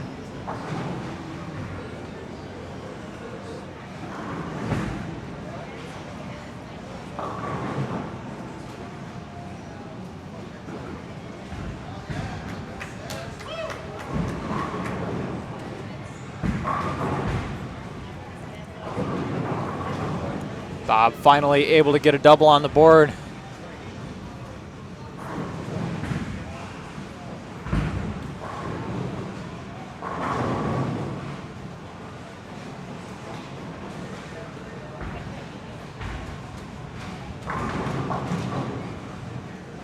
Don Braden finishes out with a nice 246. Puts him at plus 94 now. Should get him up a few spots.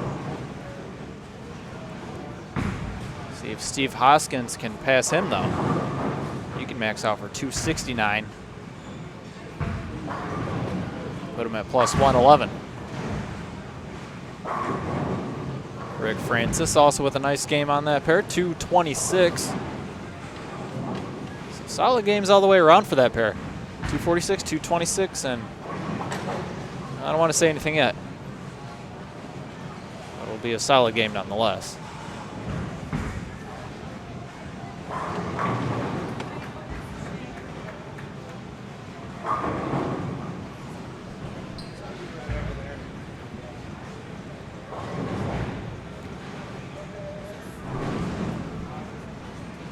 Jeff Johnson, who worked his way up to 13th, just shot a 197 in his 6th game. He opened in the 10th.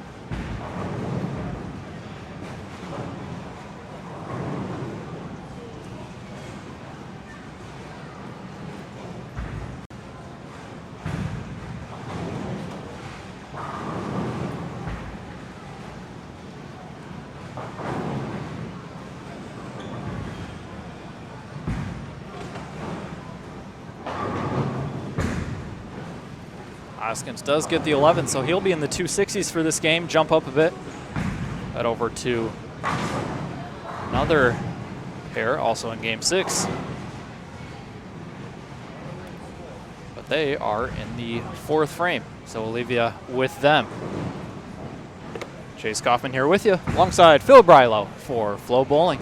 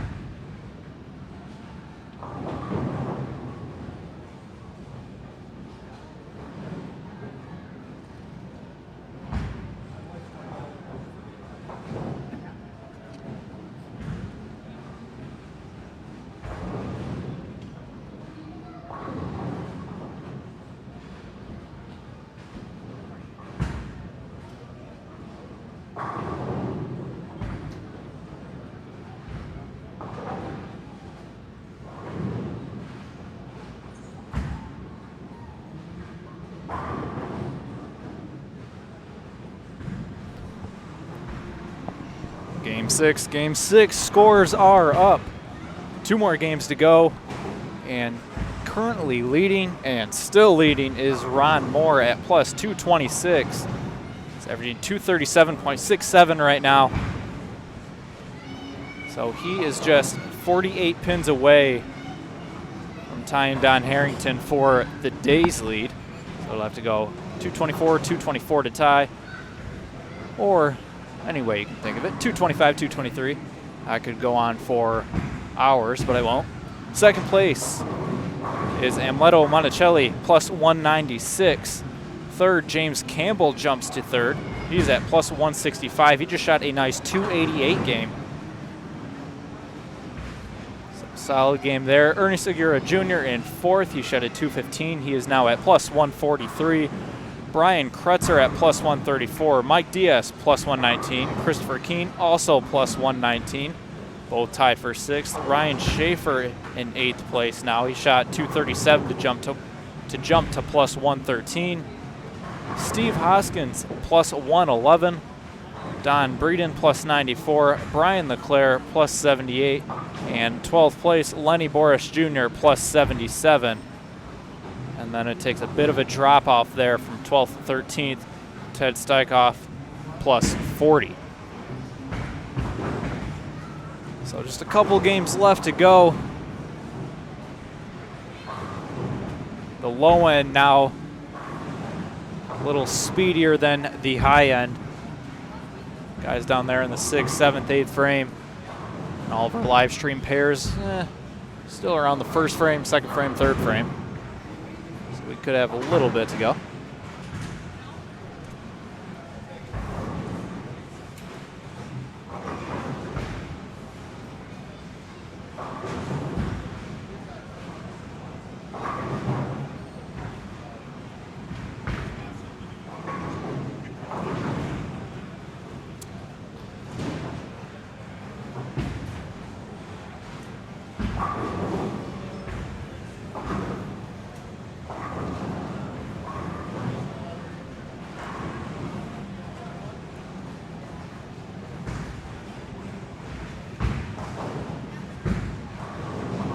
Head over to lanes 17 and 18. We got the foursome on that pair. Mike Diaz, John Burkett, James Stortz, and Greg McDaniel.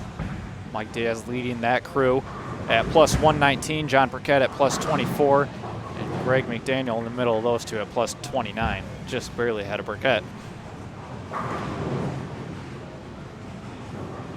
Burkett, a former major leaguer. I'm a pretty big baseball fan, so I decided to look up his stats. Wow, there's a swing and a miss. Speaking of baseball, holy cow. He just whiffed on that? Everything. He barely touched the 3-pin to wiggle it. What does that equate to in well, the baseball? catcher called for the fastball. He threw the curve.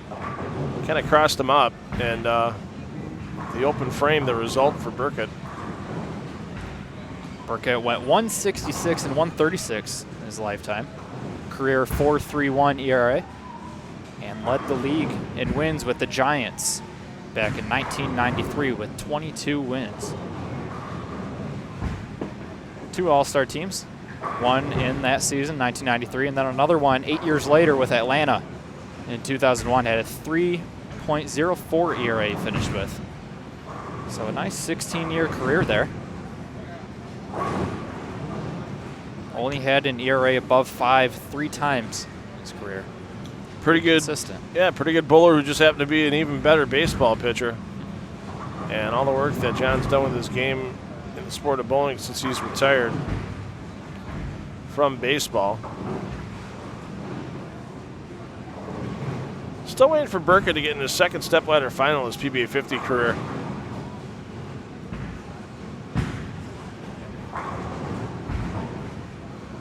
He had his first 300 game back in May during qualifying PBA50 Northern California Classic. He likes that center in Brentwood, California, as that's where he had his best finish back in 2015 when he finished in 4th in that event. John currently sitting at plus 34 after 6. It says plus 34 online, but plus 24 up on the scoreboard. Not sure which one to believe. Usually the scoreboards are pretty accurate. It just takes it from game to game as you move pairs.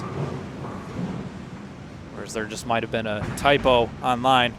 Either way, still in pretty solid contention through 6 games.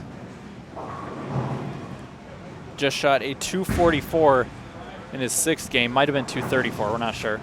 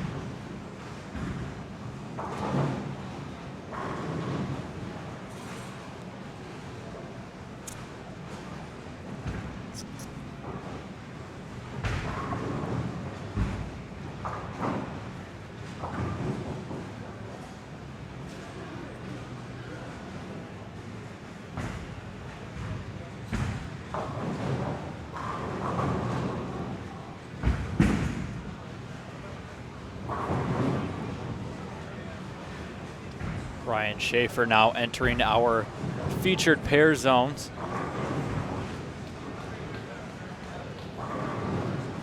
Schaefer at plus 113 after 6. It's good for 8th place right now. He's also working on a double.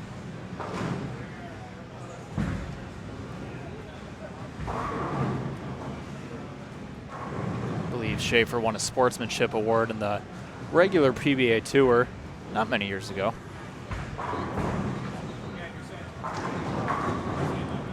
Able to kick out a 4-pin there.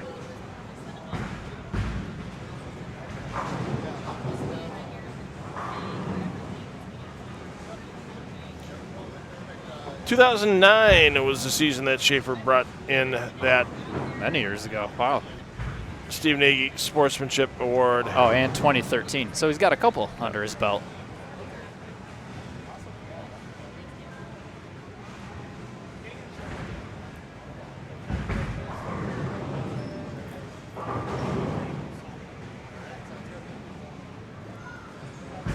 Lots of players, multiple time winners of that award.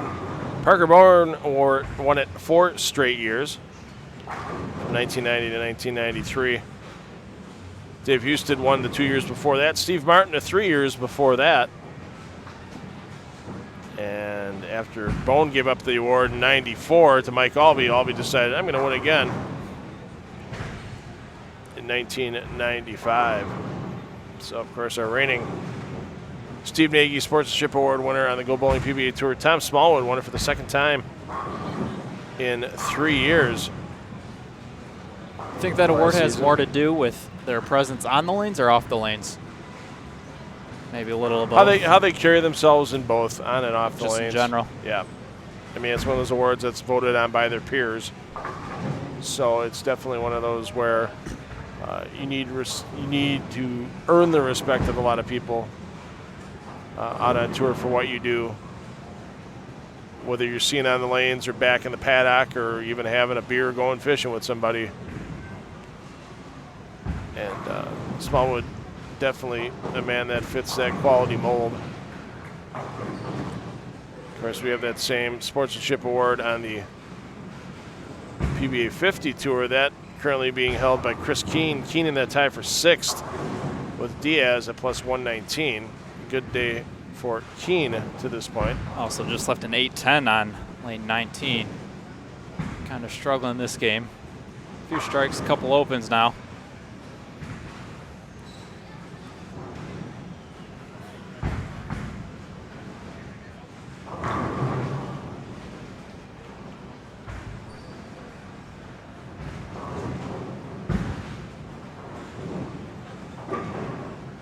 So right now with 2 games to go for B squad here in qualifying. Not that you can really compare whole apples to apples with a couple of bites out of them, but right now Lenny Borsch is the number, still bowling at plus 77. And it's a ways back on B squad before you get to his next competitor. Ted Steichoff plus 40, John Burkett plus 34, Jeff Johnson plus 32. So, you know, the rumblings of one squad definitely surrounding the other is not really being held to right now. You know, it's possible that Steichoff, Burkett, Johnson, Greg McDaniel all can throw some solid games towards the end and sneak themselves into the top 24 after day one. But hey, that and $5 gets you a snack box at Taco Bell in the drive-thru at midnight. Because nothing matters after today. You got to be in the top 24 after tomorrow to get yourself match play on Friday.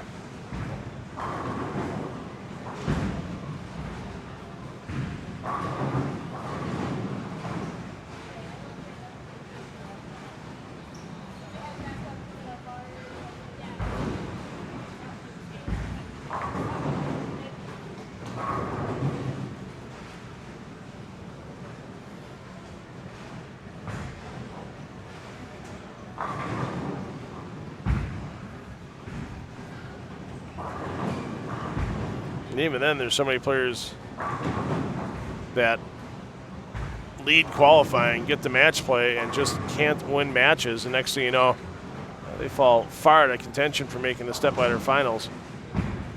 Prime example of that was Lubbock, Texas, a couple of weekends ago, where Brad Miller led after the initial qualifying round of 8 games, the cashers round of 6 games. And then in the 8-game match play round, Miller promptly went 0-8 and ended up finishing in 13th position. So wins during match play, very important as well.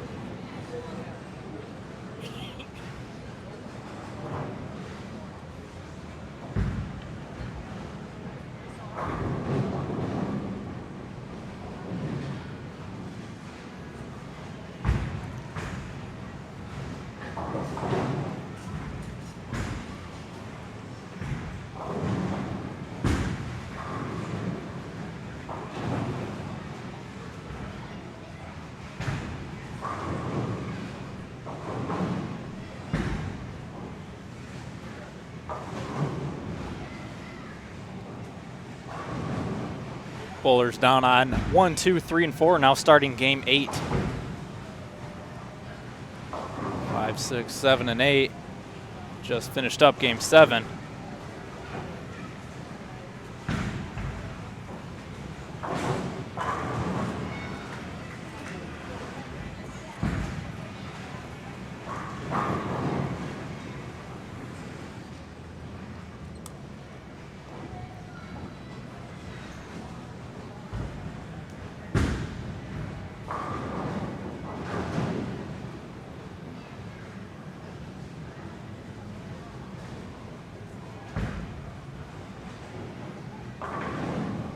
Well, the man on 5th end of the squad, Emiliano Monticelli, we know he's had a long and storied career. And 30 years ago this week on the PBA Tour, Monticelli took to the lanes in Tucson, Arizona, the recently closed historic Golden Pin Lanes in Tucson. Just hosted a PWBA event as one of its last tournaments before closing its doors for good. And Monticelli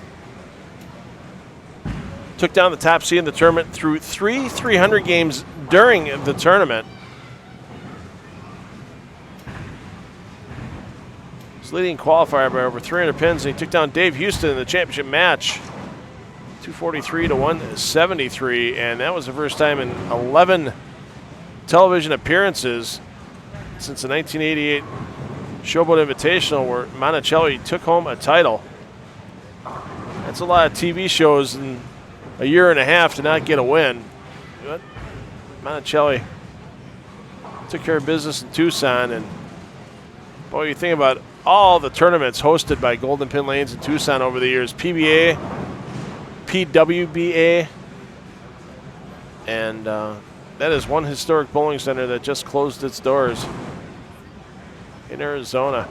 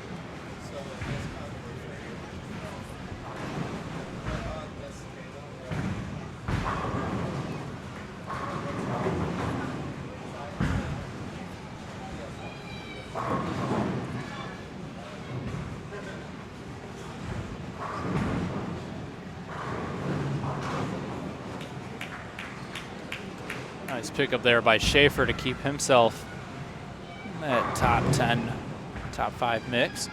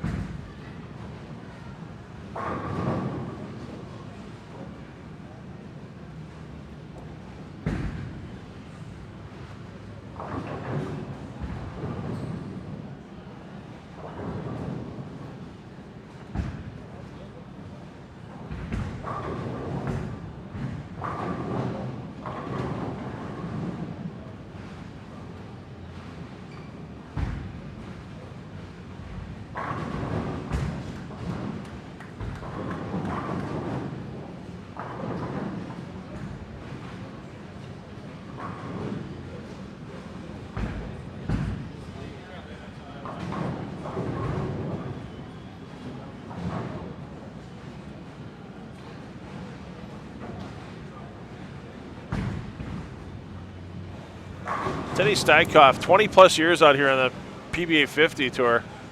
I mean, he wasn't one of the originators when the senior tour stops.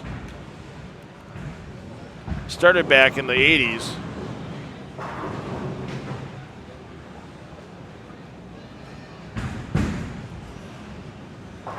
But when it really started in full right around 1999, Teddy, one of the first bowlers out there.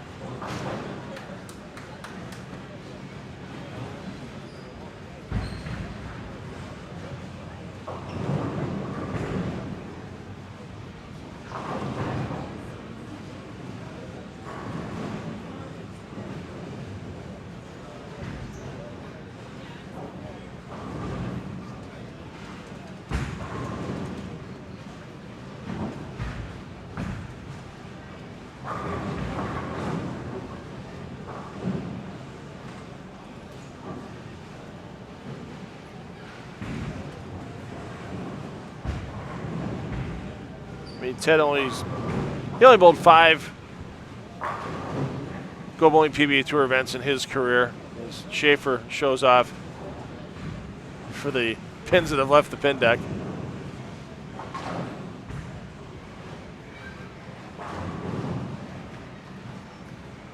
But Ted's bowled 175 PBA 50 Tour events over the years. No wins, but he's made 3 stepladder finals in his career. And once again, just one of those guys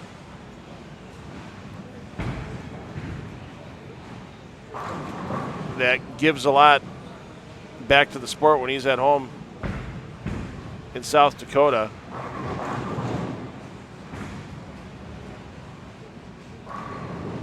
And Steichhoff, the winner of the Dick Weber Sportsmanship Award back in 2017. Steichhoff's best finish so far this season.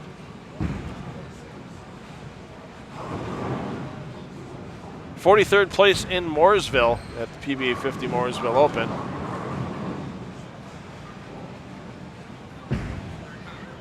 And took most of the West Coast swing off to be with family. Always important.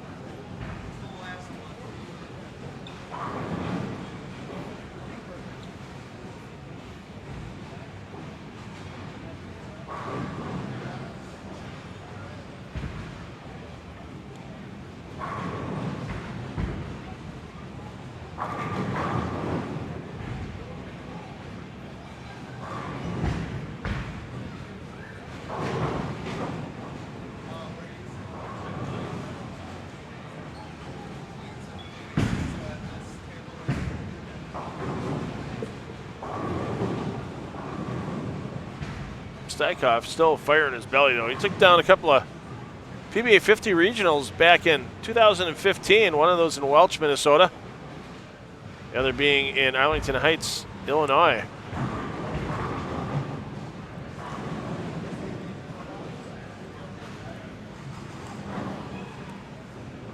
Single game of qualifying remaining here for day 1 of the PBA 50 River City Extreme Open presented by Hammer.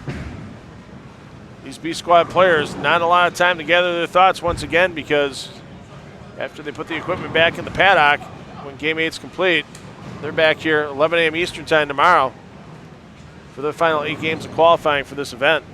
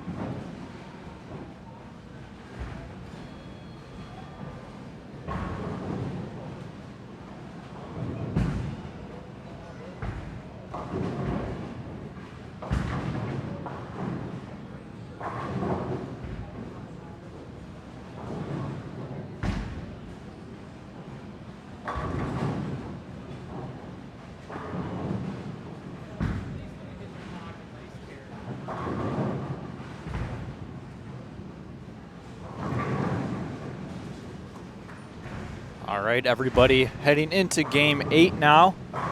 And you know what that means. Time for a scoring update. Before I get to the scores, I can already see, looks like 9 bowlers on our live stream pairs that are in the plus range. We'll be able to get some nice bowlers to watch here in their final game of qualifying round 1. New leader after 7, Amleto Monticelli jumps to first place. He is now at plus 234. Shot a 238 last game. Ron Moore dropped to plus 223 after he shot a 197. He now sits in second place. Ernest Segura Jr. plus 193. He shot a nice 250 game. Ernie Segura out of Taylor, Michigan. James Campbell sits in fourth place. He's at plus 189, and he is on lane 14 for this final game. Mike Diaz sits in the 5 spot at plus 140. I believe Mike is on one of our pairs. Yep, he is on 19 and 20 at plus 140. Started off with a spare. Ryan Schaefer sits at plus 136. He's right in front of me. He's on lanes 15 and 16. He went spare, spare, spare to start. 7th place, just 2 pins behind 6th place. Brian Krutzer plus 134 out of Dayton, Ohio. Brian had himself a 200 game. 8th place, Don Breeden plus 114. He just shot a 220.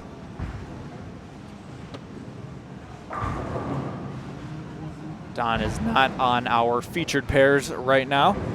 Brian LeClaire in 9th place. He's at plus 110. Steve Hoskins plus 90 in 10th place. 11th place, Jeff Johnson. He jumped up. He shot a 255 and actually tied for 11th. Is also Christopher Keene plus 87. He just had a rough game of a 168. He's still on our featured pair. He's on lane 22.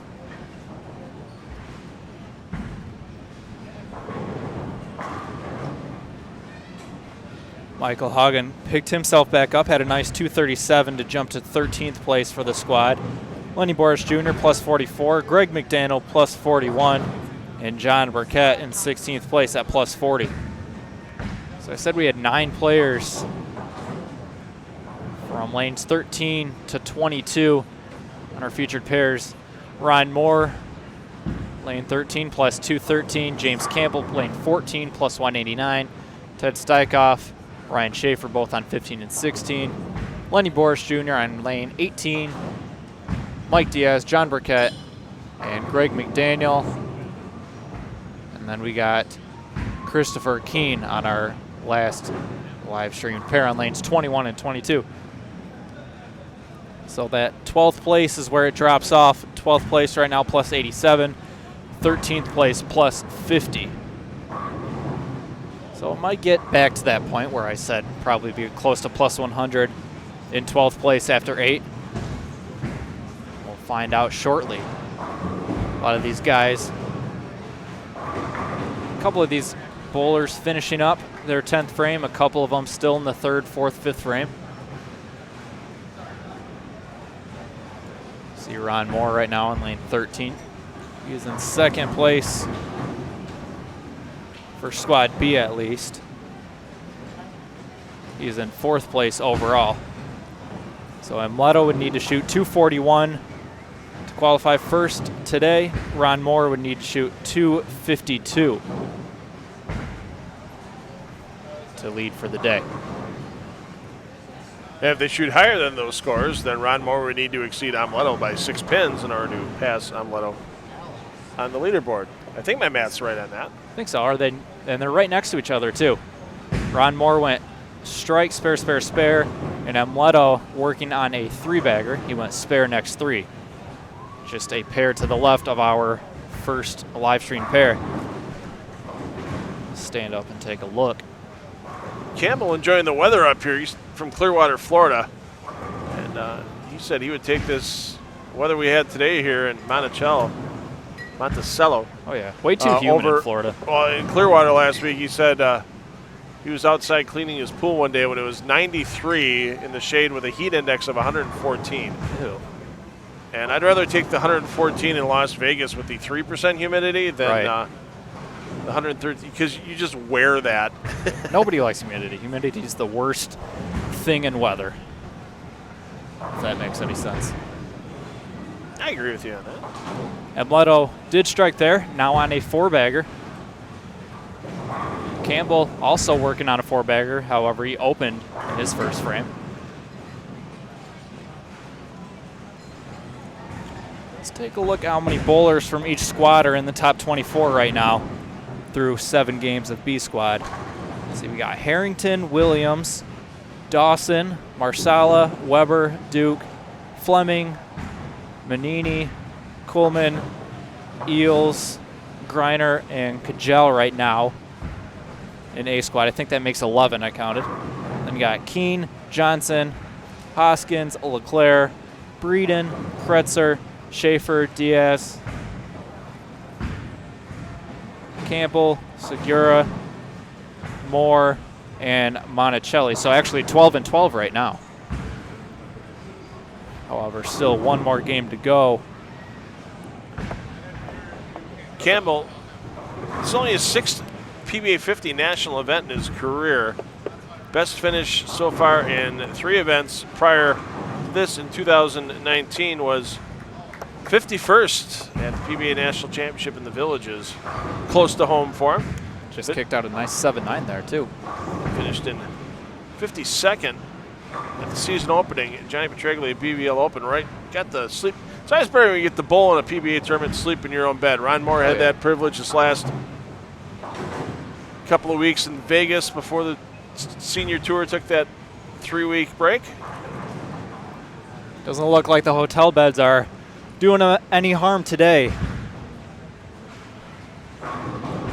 Want to say hi to Ron's lovely wife, Lita. Lita not traveling with Ron this segment because she's up in Anchorage, Alaska, where her and Ron both used to live.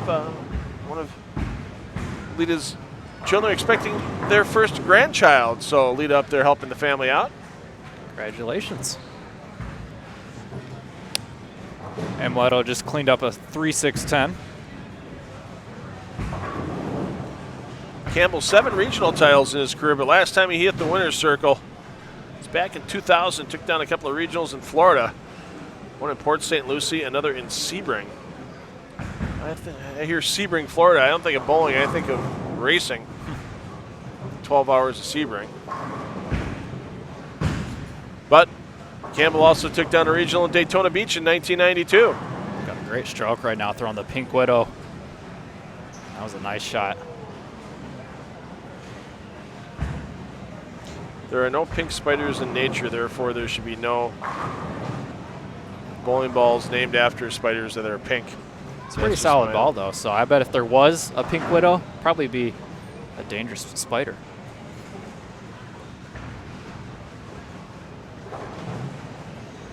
Why doesn't somebody name the ball a tick? Ticks do more damage to humans in the U.S. than spiders ever do. I mean, if you're going to name something dangerous, name it the tick. Yeah, but nobody's really afraid of ticks. Ticks are annoying, but people have spider fears. 2 words, Lyme disease.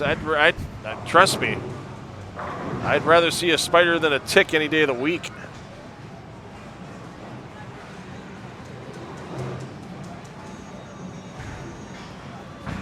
They've got to be running out of names for bowling balls. At least just when I think that, they come out with new ones. I don't know where they get the names from. They must draw it out of a hat or something. Random computer generated. Yeah. They do those things on Facebook you see all the time. Whatever color shirt you're wearing, whatever you ate last, and then whatever movie you just saw.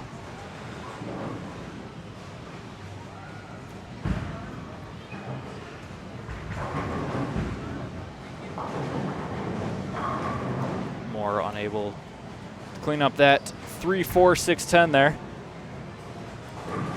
He can only max out for 212 now with 3 frames to go. And Leto spares once again.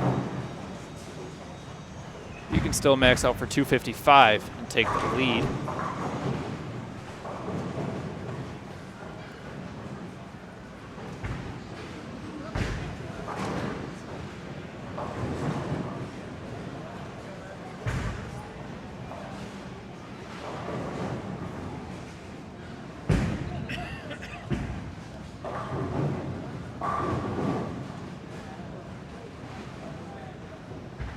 See what James Campbell can do once again.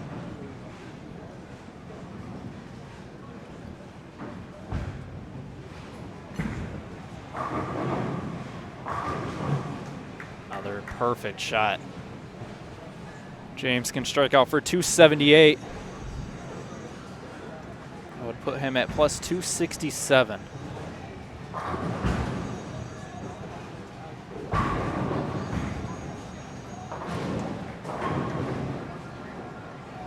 That would be good for third place, barring he doesn't get passed by anyone else on this squad.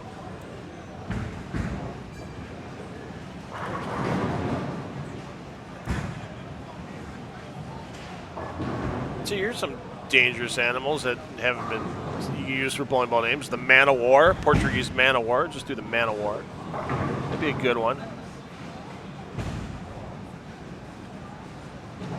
What about the wasp? Nobody likes wasps. I think there was a ball back in the day that was called the wasp. Right around the advent of resin. The wasp fish. There you go. There you go, Kyle Troop. You have him make that ball for you, the wasp fish. Stingray, I know that was a bowling ball back in the day. Cobra, obviously, that was back in the AMF days. The Death Adder, there you go. Doesn't sound like a bowling ball to me. It sounds like a disease. The Gila Monster. Poisonous lizard. The fire salamander. I like that one. If I ever make a bowling ball, that's what I'm calling it, the fire salamander. James can't. Can he? No, he cannot roll out the 10th in there.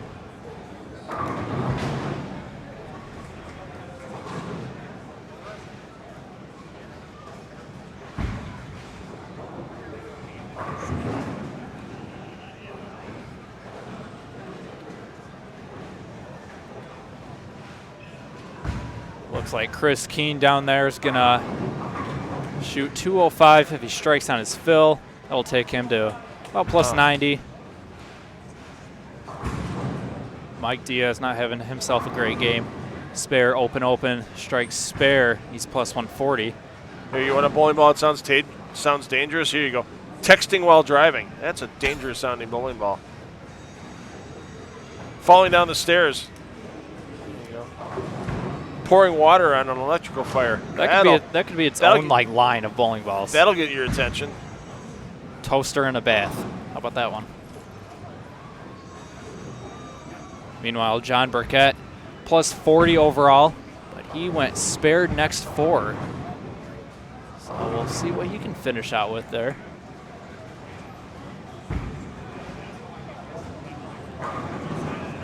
Amleto spared once again. He now maxes out for 244. You can have a bowling ball called gasoline, and then your spare ball is called the match. There you go. Bring them in sets so they work together.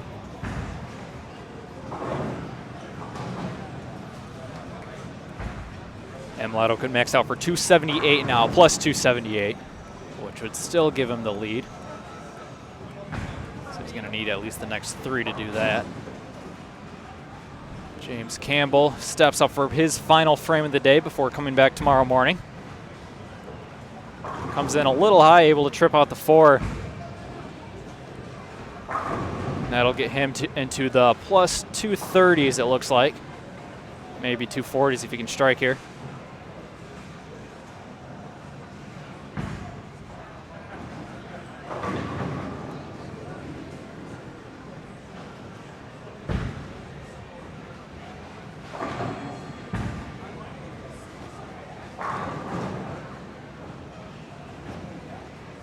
Tommy Martin going to shoot in the 240s, get himself into pretty good shape for tomorrow, get him to around plus 40. And Amleto just left the 2-8-10 in the foundation frame there. So even if he gets 2 here, he can only get to 220. That'll put him in the 250 range, plus 250s.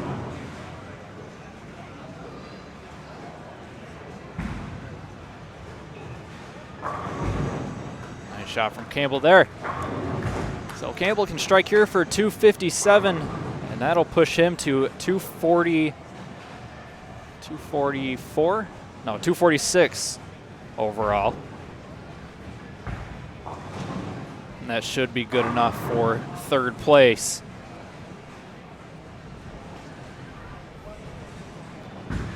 Unless Monticelli doubles.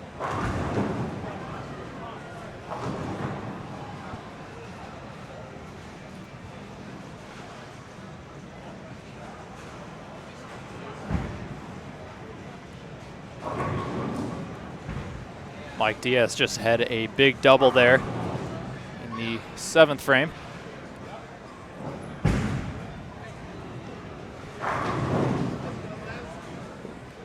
Nice double from Ryan Schaefer as well. It's crunch time here on day 1 of qualifying. James Campbell does finish out with a 257 to put him at plus 256.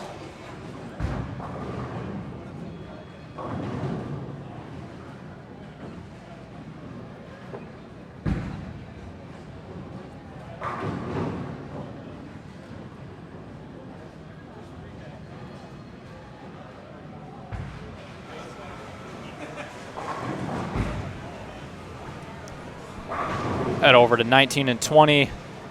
John Burkett just left the 2-4 on a string of strikes there.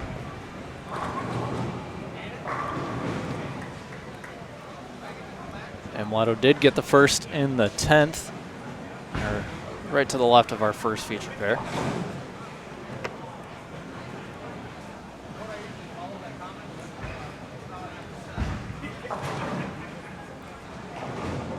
Burkett cleans up his spare. We'll see if Mike Diaz can keep stringing some strikes, finish out his 8th game, second half pretty strong. And Leto did get the second one in the 10th as well, so he can get up to 220, which would put him at plus 254 if he can strike. And that'll be in 3rd place. James Campbell will be in 4th place. Get you to Ryan Schaefer here in the 10th. Working on a double, can strike out for 216.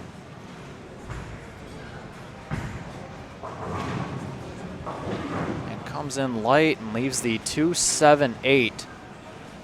Not a good leave for count and not a good leave for spare as well. Can't take this one for granted. Well, the difficulty with this right now is trying to get across that little bit of the cliff on the inside of the middle, because if you try to throw it straighter through the cliff, as soon as you get into where it's burned off, it's going to insta-hook left. You're going to hit the 2 in the face and miss the 8. If you try to slow wheel it and you catch that little bit of the cliff on the inside, you'll skate past a little bit, you'll hit the 2-pin too light and the ball will deflect off the 8. And there's the textbook cover by Schaefer, so I explained all that for nothing. But we're going to get you out of the audio coverage here on FloBowling in the Flow Zone. Let you watch these last couple of pairs finish up.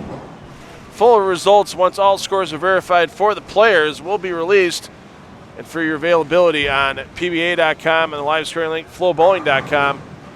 on the results tab. And don't forget to check out FloBowling.com, not just for your wrap-up of the day, but all the bowling news almost fit the print that's happened all day long. Chase Kaufman survived day 1. We'll see if he shows up tomorrow morning. Something tells me he will. I'm Phil Brylow. I'm 50-50 on showing up tomorrow, let's be honest. No, I'll be here tomorrow as well. So we kick off for these B Squad players. 11 a.m. Eastern time is when we start for our final day of qualifying here for the PBA50 River City Extreme Open, presented by Hammer. For Chase, I'm Phil. Parents, take the kids bowling because you know they're going to have fun for life. Darn right, because $2 Phil said so. Oh, yeah. And we'll see you back here with B Squad tomorrow, 11 a.m. Eastern. See you tomorrow.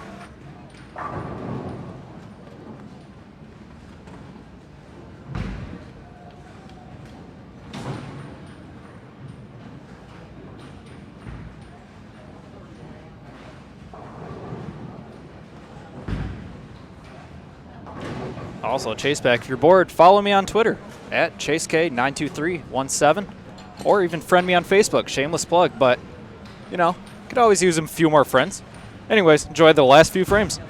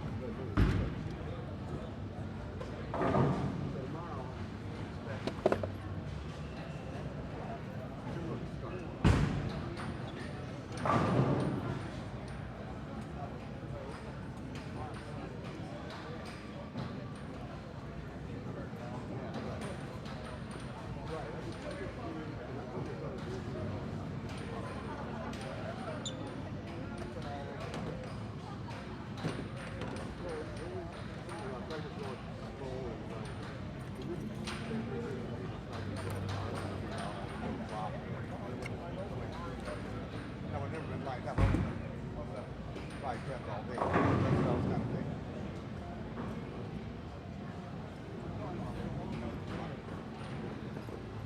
Definitely not something you know. Well, no.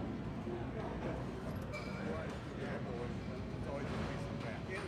Even though they get where they got to get in, so they're only the school. So just a little bit helps.